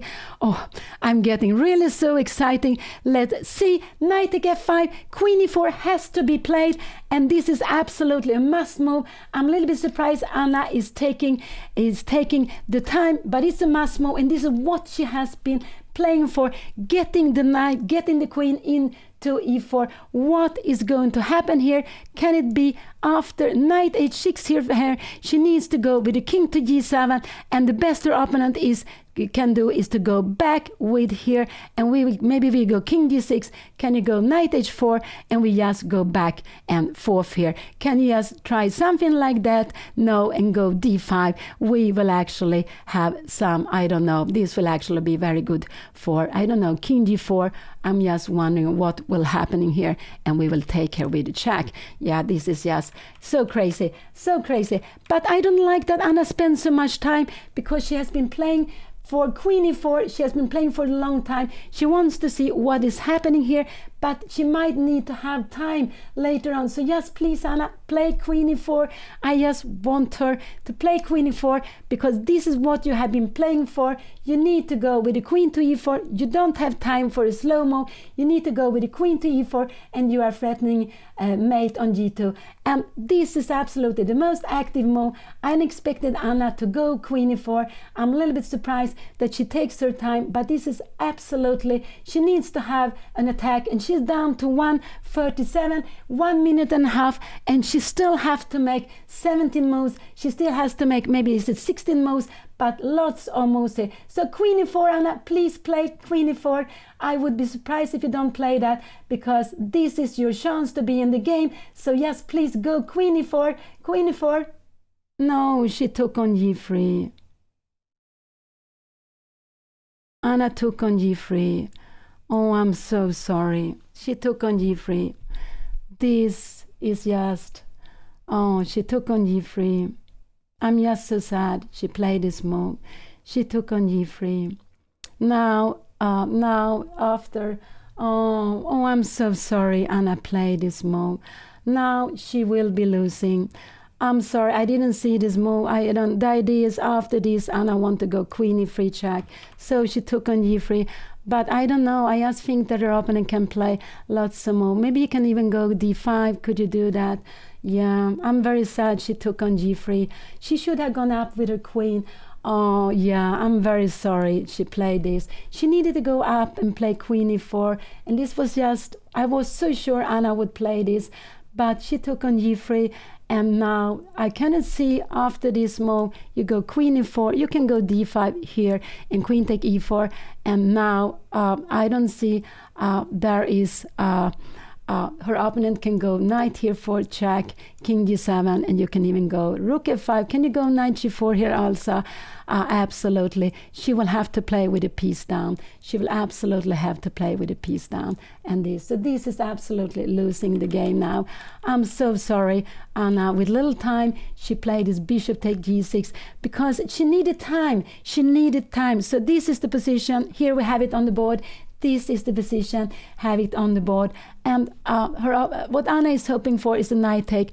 But even this, I'm just wondering, does she have any? No, I cannot see. She doesn't have any attack. After this, we have queen g4 coming here, maybe knight g5, and we can go rook c2. So again, Her opponent has so many pieces. No, I cannot see how she could be defending against this. Could it be that we can go h5 here? I don't know. Queen take h5. We have knight take f3 here, and we have king g2. We have the knight coming back, but we have maybe d5. I don't know what is happening here now. And we have the king to f1. This is still some hope here now, but it's still winning. So bishop take g3. Oh, I'm sorry, Anna played this move. I'm sorry. But chess is like that. It's very practical. d5 now is a good move. He can even take back with g3. Did he play? He played d5. Yeah, he played d5. And this is also a very, very good move now. I don't know what Anna is going to do. She go bishop e5 here now. And her plan is now to go. He can take on e5. He can absolutely do that. He can actually go. Can he not go rook g4 here also here? I'm wondering after a position like this here. No. And can Anna? Yes, Anna cannot go here. Yeah, she can go king h8, of course. So this was played. He go d5. Bishop e5 was played. Bishop e5 was played. And yeah, now I would just say that almost everything is winning for her opponent, but not really. Well, what could he do? He could just take here, and go queen d4, and we can see how is this position. Anna is having an exchange down. There are not so many pieces on the board, but the problem is she cannot take on d5, because after this we have like this. Maybe we have even a stronger move. Yeah, after taking on d5 we could maybe just go like this. I am not sure what is happening. And we have rook g4, and we will just play with the two exchanges down. This would be lost, and also with the king on the rank. So I'm so sorry. I'm so sorry about this, because it was so close that Anna would get into the game, that she would save this game, but she didn't do that. She played it wrong, and I cannot see if her opponent just play well. And he has 14 minutes. So he has lots of time. Anna's king is still open. Anna has got, so she's actually having equal pawns here now, but her king is very open. We can hope that her opponent goes rook g4. This would absolutely be but this is a good move. Her opponent could also go something like this. And can Anna go rook here now? But no, it's the queen here, because we have this fork. So this is absolutely something very, very strong for him to play. Can Anna? Anna has no way of trying to keep. If you come here, there will have, maybe can we go something like queen c7, we go bishop d5, but we always have, we even have a mate here now. We even have a mate like this, and knight here, and mate. So let's go back. Let's see what will happen. But this has been a tremendous fight. Her opponent is thinking knight e5. I'm so surprised Anna didn't go queen e4. I think she forgot that after d4 she can just grab the rook. She was very scared of the opponent's tricks here, and she forgot after knight d6 she has queen c5, and she's giving a check. She's actually taking it up, so back. So this was queen e4. She would have been in the game. It would have been about equal chances for both, but after Anna played this move, and in attacking position, this was too slow move. Her opponent could even take it back. He went d5, and now Anna went bishop e5. Her opponent is thinking here. Her opponent is absolutely thinking here, but if he plays one of the good moves, and he has lots of good moves, we can see the plays here. We can also see the opponent Anna had from the first round, and Galperin. It looks like he has finished his game, and let's see what he will do. He took on e5. Yeah, this was a very good move. Anna will absolutely take back, and we will probably see queen d4 here. We will absolutely probably see queen d4 in this position, and he is just keeping everything under the control. Anna took back here. No, she hasn't taken back, but now she did took back, and after queen d4, I cannot see how she is going to save the game. And here it came, queen d4. This is very, very good move. This is absolutely very, very good move. And I have no idea how Anna is going to save this game. If she goes queen e2, we might see something like this. Can we go queen d4 here now? No, this would absolutely get some counterplay, but it could be in a position like this. We have rook c7 taking here, and we have rook take f6, and this is going to be a mate. So this is position. Her opponent played this very good move. And now I cannot see how Anna will save this position. She cannot take on d5 because after queen take d5 we have this fork, and this would absolutely be finishing the game. So she cannot take. I think she will take on. She played queen e2. She played the most active move here now, and now knight e6 is a good move. After this position, bishop takes d5.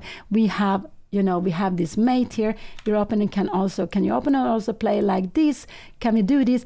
And knight take d5. No, we have rook g8 here. So there's still possible to go wrong. Anna needs to keep. This is a little bit rule. She played queen to e2. This was the last move played, queen to e2, and she's planning bishop to d5. She is having less material, so she needs to keep the material. And this is what we say when you have material bow, her opponent has an exchange bow, you want to keep. If you have material bow, you want to change pieces, and when you're down with material, you want to change pawns, but not the pieces. So if you somehow could get away with the pawns from the board and not be mated, it would be possible to save this, but there's still pawns on the board. It's absolutely pawns on the board. And white will not try to queen this one. I would just show you that this would be mating one. So this d5 pawn is very important for white. It could be that white plays a safe move like queen f2, but it's not possible. It's not a safe move because the rook is hanging. It's absolutely not safe. You can play rook f2, but after rook f4, I guess we will just come back and we have the same position again. So this is the position. Our opponent could absolutely do like that. To repeat moves is nothing wrong. You're getting closer to the time control. So this is absolutely the best you can do. So Anna needed to keep the queens. She needed to keep the queens. Her opponent has different ways of playing. One could be just giving a check. I think that this Anna needs to go king g7, and could her opponent, no, not to take here, knight g4, we would absolutely have mate in one here, but in a position like this, to go knight g4, and now bishop take d5. Anna, is she getting some counterplay? Yes, maybe here we can just run away and we are having some counterplay here. This would be the good. But after this move we have rook here, and if you go king g6 here now, we can just take rook take b2, and this would be the end of the game. So let's see, knight h6 is one way of winning. It's also a way of checking, because after here, and I cannot go here, we have this move, and the problem is if you go queen e1 check, you can go back and you're giving a check, and it's actually also going to be a mate here. But you make this, you defend against the check, but we also have this attack on the king, so it doesn't work here. So let's see what knight h6, if he plays this, this is a winning move. He can also go rook c7. This is absolutely a good winning move. What can he do more? These are the best moves, I would say. He can play something slowly, but Anna is playing, can he go queen c3? Can we just take here now, and then he has queen d3, and it's going to be a mate here. So this is queen c3 is absolutely also a good move, and the idea with queen c3 is maybe Anna needs to go king rook here, and she's playing rook g8, and the idea is, of course, if you come here we will have the rook to g8 and black would be winning. So let's see, her opponent is down to 10 minutes, but it's still a lot of time. And if it would be Anna to move, she would go bishop take d5. Maybe then she could save the game. But it's white to move here. And both kings are under attack. Unfortunately, white can catch Anna's king here now. And he played his knight h6 move. And now this would absolutely be the end of the game. This is absolutely the end of the game. After rook c7 is coming, Anna will need to go with the king to g7. And she played this. But now we will see the rook to c7, and after that it will be picked up. Let's see if her opponent can still go wrong with knight g4. I hope so. Knight g4, but rook c7 is winning. Knight g4 is rook c7, and it's also a very easy move to play. Will he go knight g4? I hope he's looking more at the king side, not at the queen side, but now he start thinking he has a very easy move, rook c7, and this would be the end of the game. If he goes knight g4, I hope he can do that. Anna has bishop take d5, and she is actually in the game. She is actually in the game here now, absolutely, because this would absolutely. So there is still a chance that he will go wrong. I just hope he looks concentrating only to look at the king side, not to see that his rook can come into activity. And we see that white is attacking with the queen against f6. We have a knight very close to Anna's king, but this rook is also active.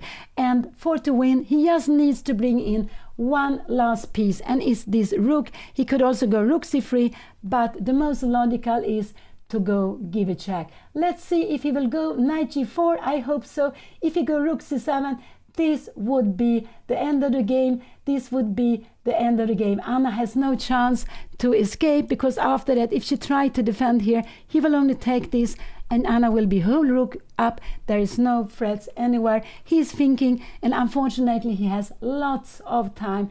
And now it looks like he's more looking at the middle of the board. That a little bit scares me. Rook c7 is such a good move, but it's also one of the first moves to look at. So he could also, could he give a check? He could give a check, but then Anna would actually come here, and she's planning to go somewhere here. You could have this move, but we can go bishop d5. Do we get, so no, the queen is hanging. So he could also go, this is the position. What will he go?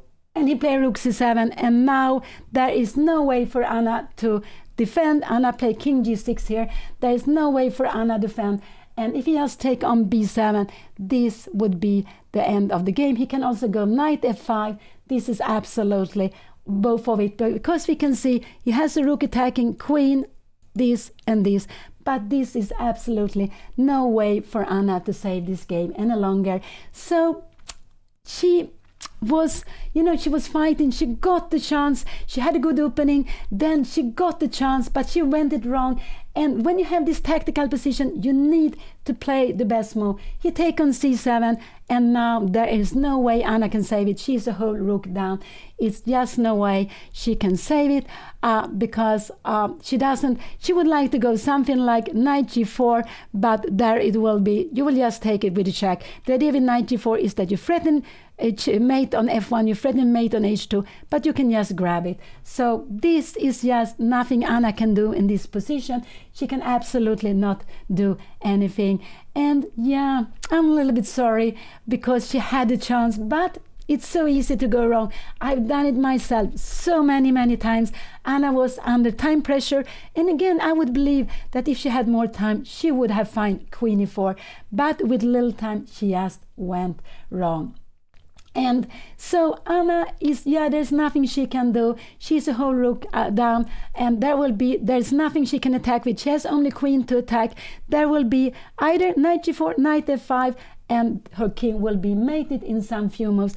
It could be Anna wants to try anything, but I think she has realized that there's nothing she can do, and that she has to resign. So, but okay, let's see. She played the move, queen h5, just to try something. And what can she try? But her opponent can just go h4. Her opponent can go knight f5 also. And after the check here, we can just play king h1. There is just nothing you can do. I think we will see knight f5. This is very logical. And after that, there is nothing Anna can go, because after knight f5, the threat is to go rook g7 and mate, and Anna is having a whole rook down. She's just playing some few moves more, and sometimes you do that because you are just here is just, I would say it's impossible to blunder. You can also go knight g4. Could you do that? We have, because after knight to take g4, we have a mate here with queen g7, and if you take like this with check, we will play with whole two rooks against the knight. There is no chance to save it. So this game will absolutely be finished at any moment, and there's no way Anna can save it. But she made just one more move. There will not be many moves here to be made. This game will finish. I think we'll see knight g4. Yeah, this is what he played, and now he's going to grab more material, and there is just Anna. She will need to resign in this position. So Yeah, Anna will finish with 4.5 out of 9. It's not still finished yet, but there is rook take f6 coming. There is just nothing really that she can do.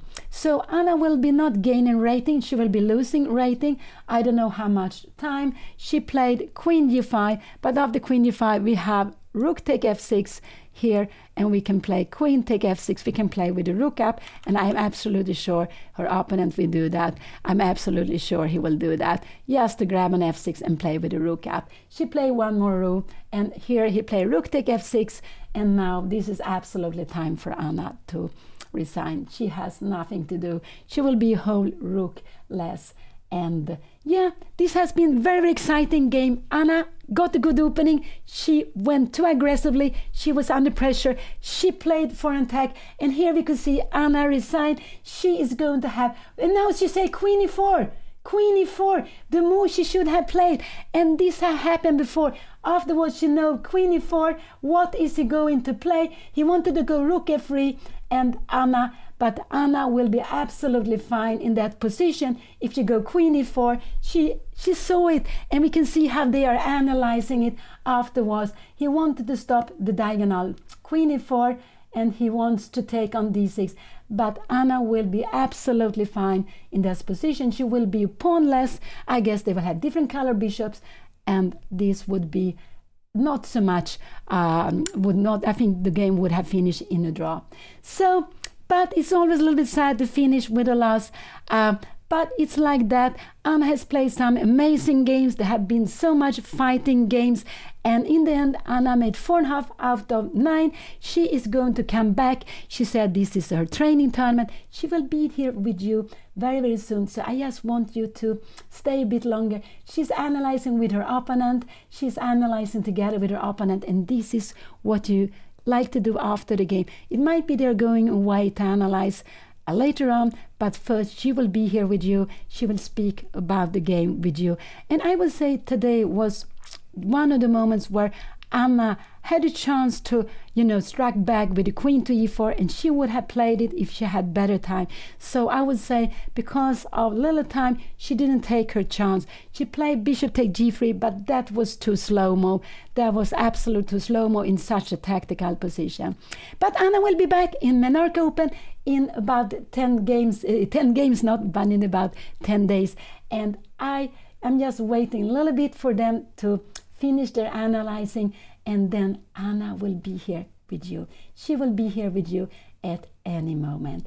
And let's see, they are analyzing this ball. He's saying bishop a6, and this is of course what Anna should have played, but she went for these tactics, and in the end it worked. The tactics worked, but I couldn't believe that her opponent, and this is actually quite what can happen when you get a little time. You want to make this big move. So her opponent, instead of playing safe in material bound, he wanted to go for Anna's king, and finally he managed.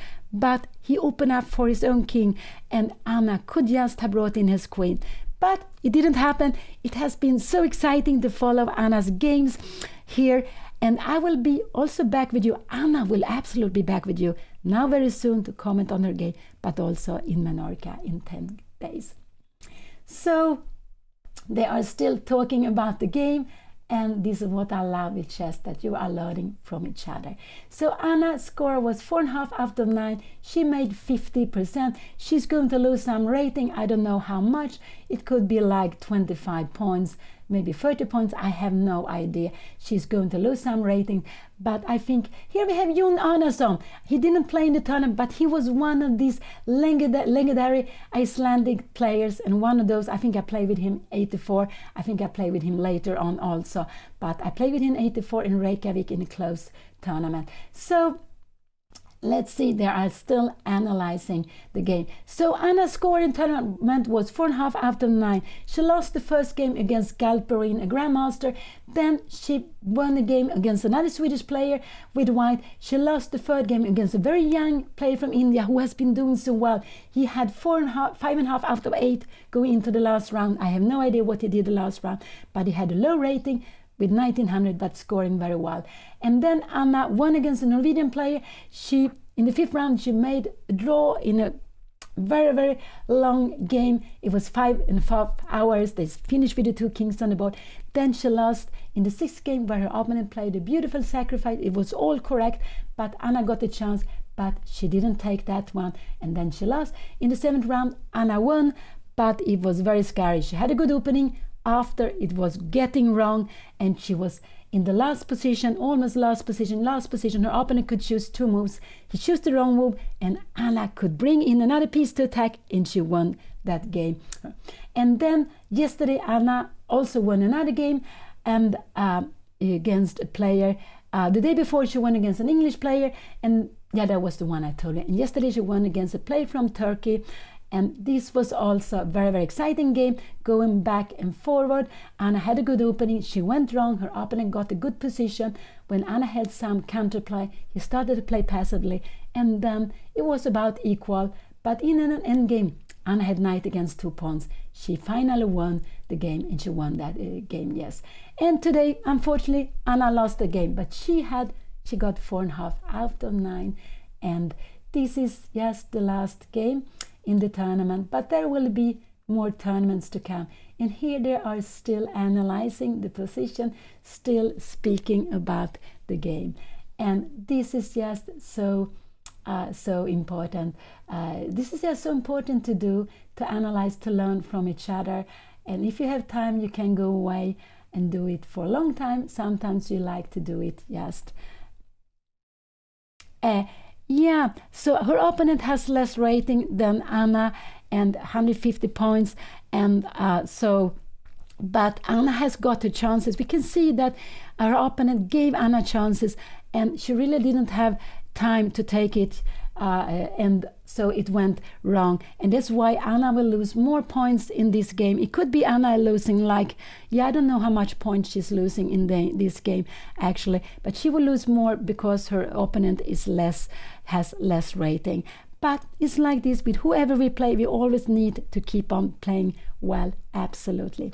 So Anna will be here with you at any moment. She will be here with you at any moment. And this was a curious game. Her opponent started with a3. He wanted to get out of the theory, and how we play, it became an interesting position. But then Anna got the upper hand. She absolutely got the upper hand. And I will soon say goodbye to you. Thank you for being here, watching Anna's games. Also, she will, and hearing her, and she will be with you. She will tell you about her thoughts.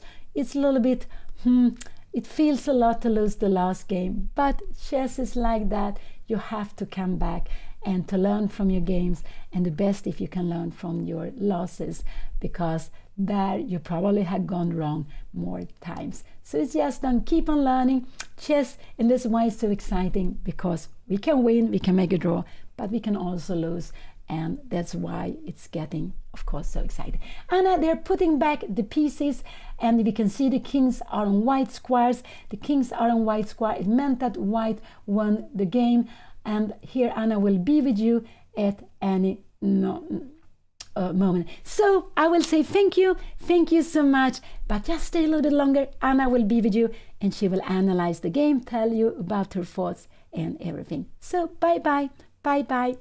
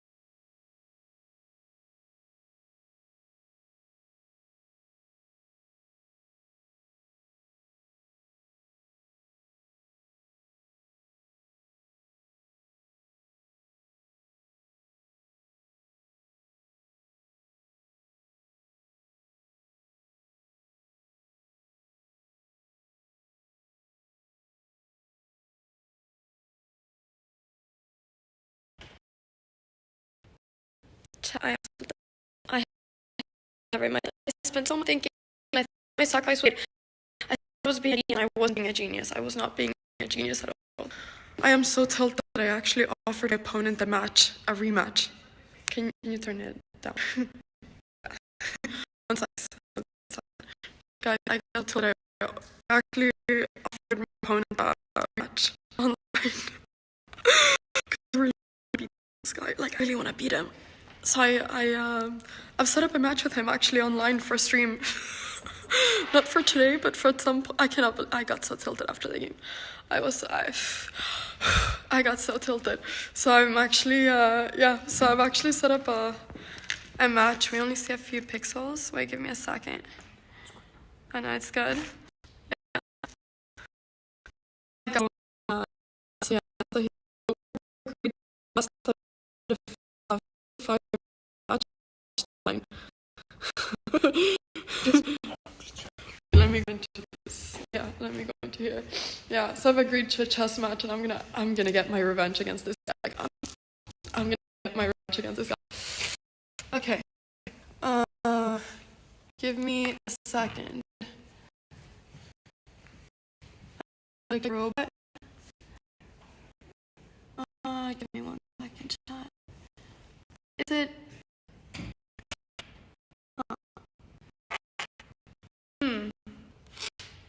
Let's see. Wondering why it's lagging. Can't hear you.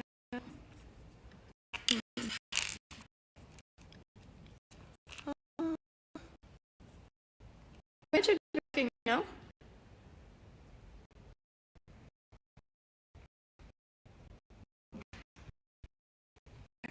Is it working or is it not working? Okay, let me try to move around.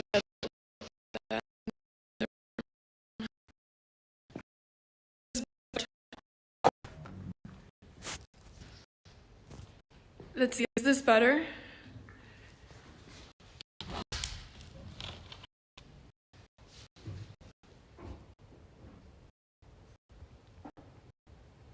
Is it better here?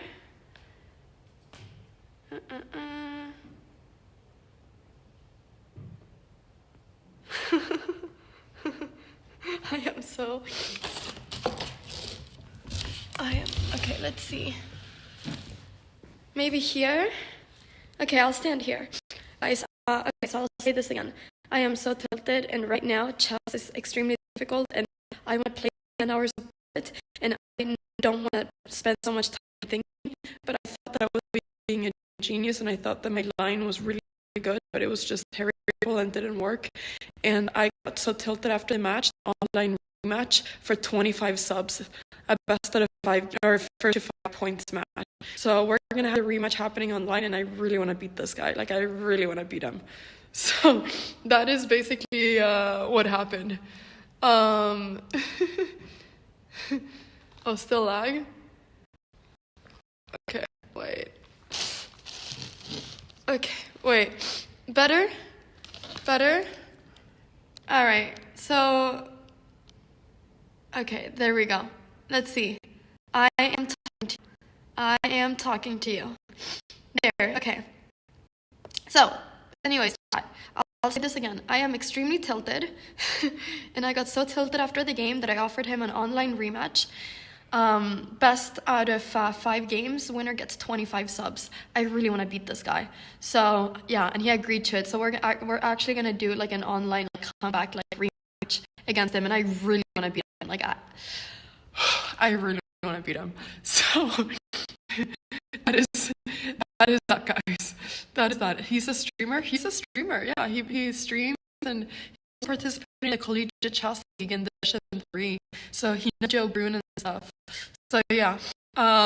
So yeah, that's that.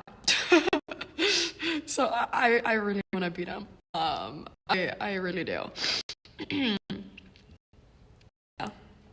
Because after the game, the first thing he says is, "You spent too much time," and it's like, I know. I know I spent too much time, thank you. So I got tilted and I asked him for a rematch. I mean, at first I put 100 subs on the line, but then we both thought that it was a little bit too much, maybe. So we're going to be yeah, doing that when I come back home. So yeah. Guys, can I it's been a very exciting game. What happened in the game?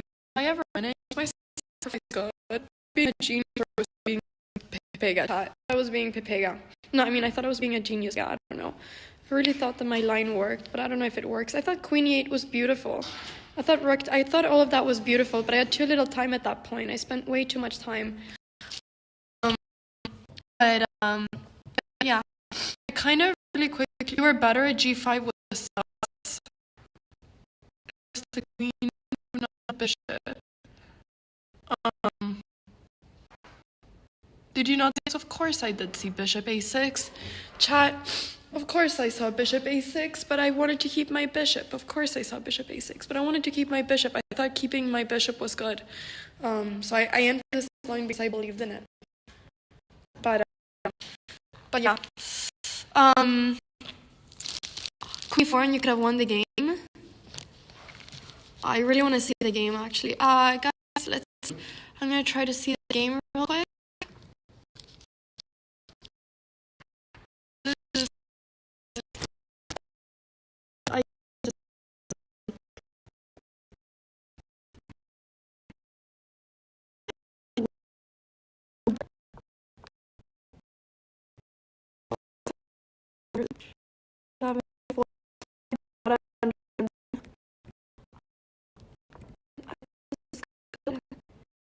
I had to go queen 7, takes. E3 is just bad. Huh? It's lagging? Take. Okay. I don't understand.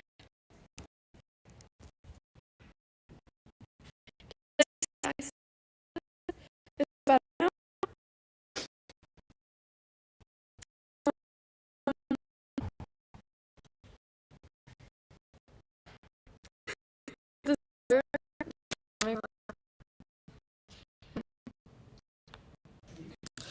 Okay, maybe I should go outside, but I can see if it's works for me to go outside. No. So, it's really bad.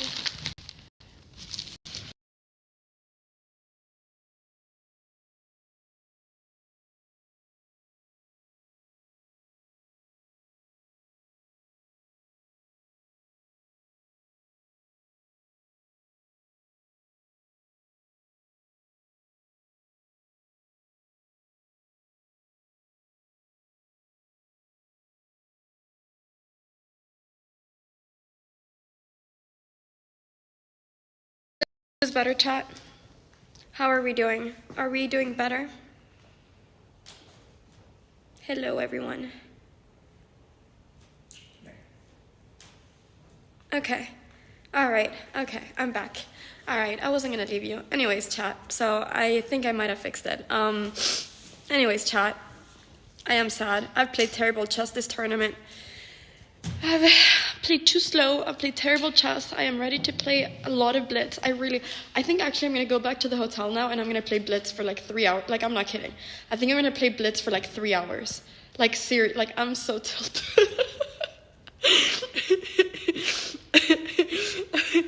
Like, in a good way. I'm like really motivated to play, like, you know, to play a lot better. But anyways, I'll what was I gonna say? I'll try to play better in Menorca. I've played way too slow this tournament more than anything. Also, I'm not crying. I'm just a little bit sick. I've played terrible this tournament, to be honest. I've played way too slow. I felt very rusty. But it's okay. It's been a practice tournament for Menorca, and I will try to play better in Menorca. That is my goal. So I am excited about that. And yeah, we will see how that goes. So hopefully I'll be able to play a lot better in Menorca. I'm literally just going to practice speed. Like, I'm going to practice playing lots of chess this next week so that when I go to Menorca, I feel confident in my chess and I can just try to play well. Like, that's going to be my goal. So anyways, I'm sorry, chat, that I've played so badly. I'm sorry. I've really tried my best. But we'll try to make Minorca better. That's everything that we can do. And I'm excited to go there in a week. You know, I've lost like 40 points of rating, which is not terrible. It could be worse. I mean, I'm back at like 2080, which is still like better than what I had when I started streaming. So it's not worse. It's not disastrous. So thank you, Jared. Thank you for the 15 months. Yeah, I've tried my best, guys. I really tried my best. That's probably why I've been thinking so much. But I think I just need to work a little bit on confidence when I'm playing, and also on time management, obviously. But time management comes from confidence. So that's, I think, primarily what I need to work on. And maybe I should stop sacrificing pieces. That's maybe the number one thing I should do. The thing is this, that my mom the other day, she told me, Anna, you're too materialistic. So I was thinking about it today during the game. I was like, you know what? I'm going to show mom that I don't care about material.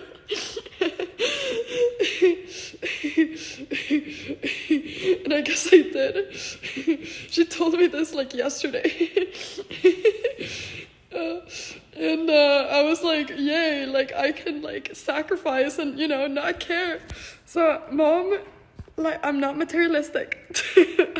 I don't care about material stuff. Guys, don't blame my mom. It's not her fault. I can't believe I lost to 1A3. This is the saddest day ever. With this, I hope we've once again proved that openings don't matter. I cannot believe I lost to 1A3. This guy trolled me so hard and I lost anyways. I cannot believe it. But the opening was terrible. But I guess I did what, you know, all the opponents to the cow do, and that is that they overextend. But yeah, I was feeling so good. I mean, I was doing so good all the way until this point. I had 40 minutes.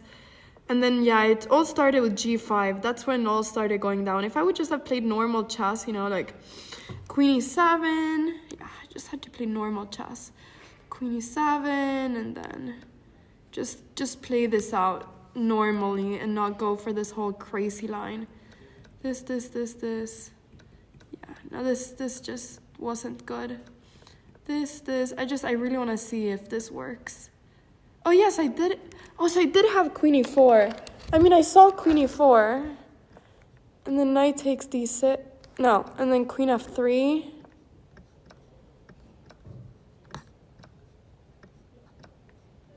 I was going to play this. Knight D5. Rook C8. Takes. But then I thought that I was just worse. A5. King F2. Sorry guys, I'm looking right now at a line. I thought I was just worse here, so I didn't play it. I saw this whole line, but I thought bishop takes G3 was nice. Oh, did I just blunder it? I thought Queen E4 now. Oh, there's D5. Oh, guys, I don't know what, yeah, okay. D5, but can I not take? Oh, there's knight H6 check, and I'm getting checkmate. Okay, yeah. Okay, we don't see board. I know you guys don't see the board. Sorry, I'm talking to myself. Anyways, on a positive note, I got a very nice gift from someone here from Iceland, and he sent me a cow book, and I am very grateful. I kind of want to show it. Is it over there? Yeah, I got a very nice gift before the game, which was just this little nice cow book. And yeah. I'm gonna show it to you guys. I'm gonna show it to you. It was really nice, and it's like, yeah, you guys will see. But I'm really thankful to the person that gave it to me, and he sent like some, yeah, like postcards and stuff, and it was actually a very kind message as well. So I'm very thankful for that. Does the book go moo? No, the book doesn't go moo. The book doesn't go moo. Mission failed, but you'll get him next time. Thank you, chat. I'm sorry I played so bad. I really wish I would have played better this tournament, but chess is hard. I'm gonna go back now to play a bunch of blitz. I'm so motivated. Where is it? I think I brought it here. Okay, guys, look at this. This is the book. Like, look! It's a cow book. It's like an Icelandic cow book. Yeah, and he left such a nice message. It was both for me and my mom, and he was like saying thank you for all the entertainment and inspiration, and I thought that was so nice. And look, there's a cow. I think this is so cool. And then it also came like with like some other stuff. Like, I'm so happy. It was so nice. Wait, let me show it to you. And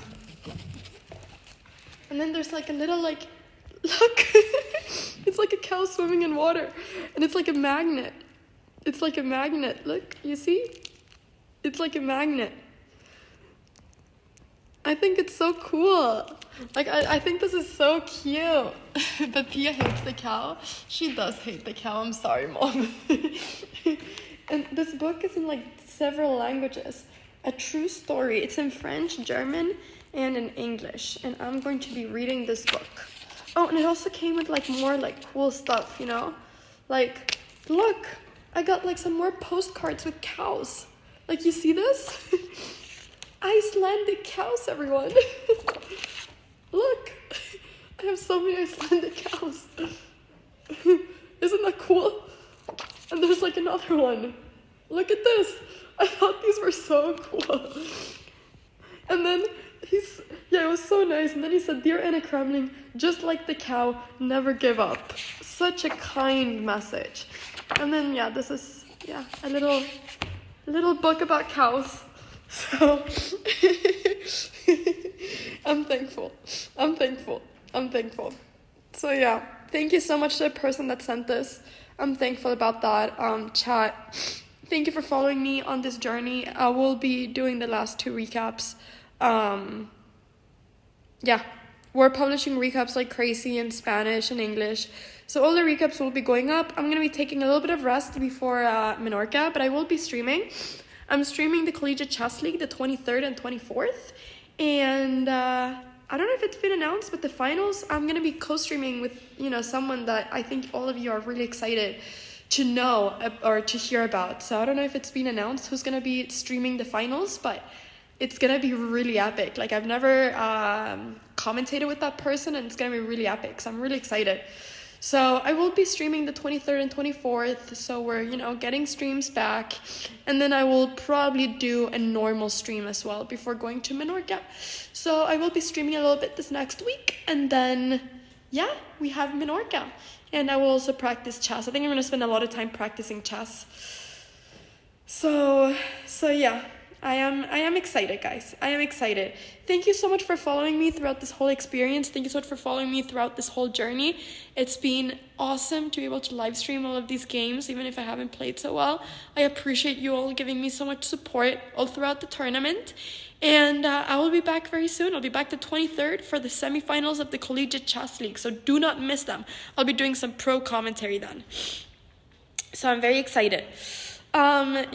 Guys, I hope that you've enjoyed it. Have you enjoyed your time here? Have you enjoyed your time throughout this tournament? I hope you have. Give a big heart to my mom as well for, all the commentary, for all the, for being here for hours on end every day, even when I haven't played so well. Give a big shout out as well to my producer for, being here and for producing the show and for taking lots of really cool pictures of me. He's also my photographer. So give him a big shout out as well. And then give yourselves a shout out for watching all the games and watching all the recaps and everything. Give me a shout out for playing chess. And I don't know who else is getting a shout out to mods as well. Thank you so much, mods, for all the help that you've done over here this past week. Thank you so much for helping out. Every single one of you that's been modding on both the YouTube chat and Twitch chat. Thank you so much for modding and for helping out. And really appreciate that we've been able to make this work, and we're going to make Menorca even better. We're going to make Menorca even more epic. I'm very excited. It's going to be a very tough tournament, lots of double rounds, but I am not losing motivation. I'm going to keep going. So I am very excited. All right, guys. I think that's everything. Bye to Iceland. Bye to all of you. Thank you so much once again for hanging out over here for so long. Don't forget to sub to the YouTube channel. We're getting close to 1 million subs. Don't forget to sub to Anna Cramling Extra. We're posting all the VODs over there. And don't forget to sub to the Spanish Anna Cramling S if you want to hear me doing the recaps in Spanish. I'm posting all those recaps as well. So I've filmed all the recaps. So they're just going to get posted.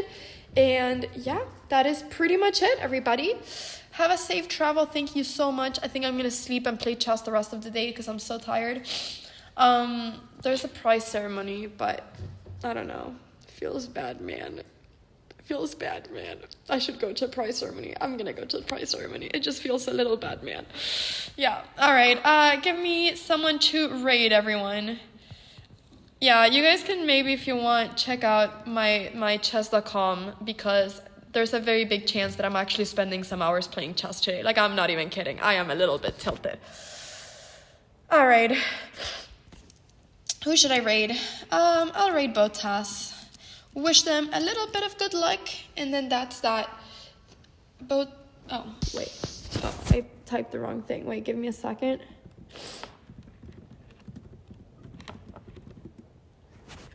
Bullet or Blitz? I'm playing Blitz. Maybe with a hint of Bullet. I don't know. Yeah, maybe with a hint of Bullet. Okay.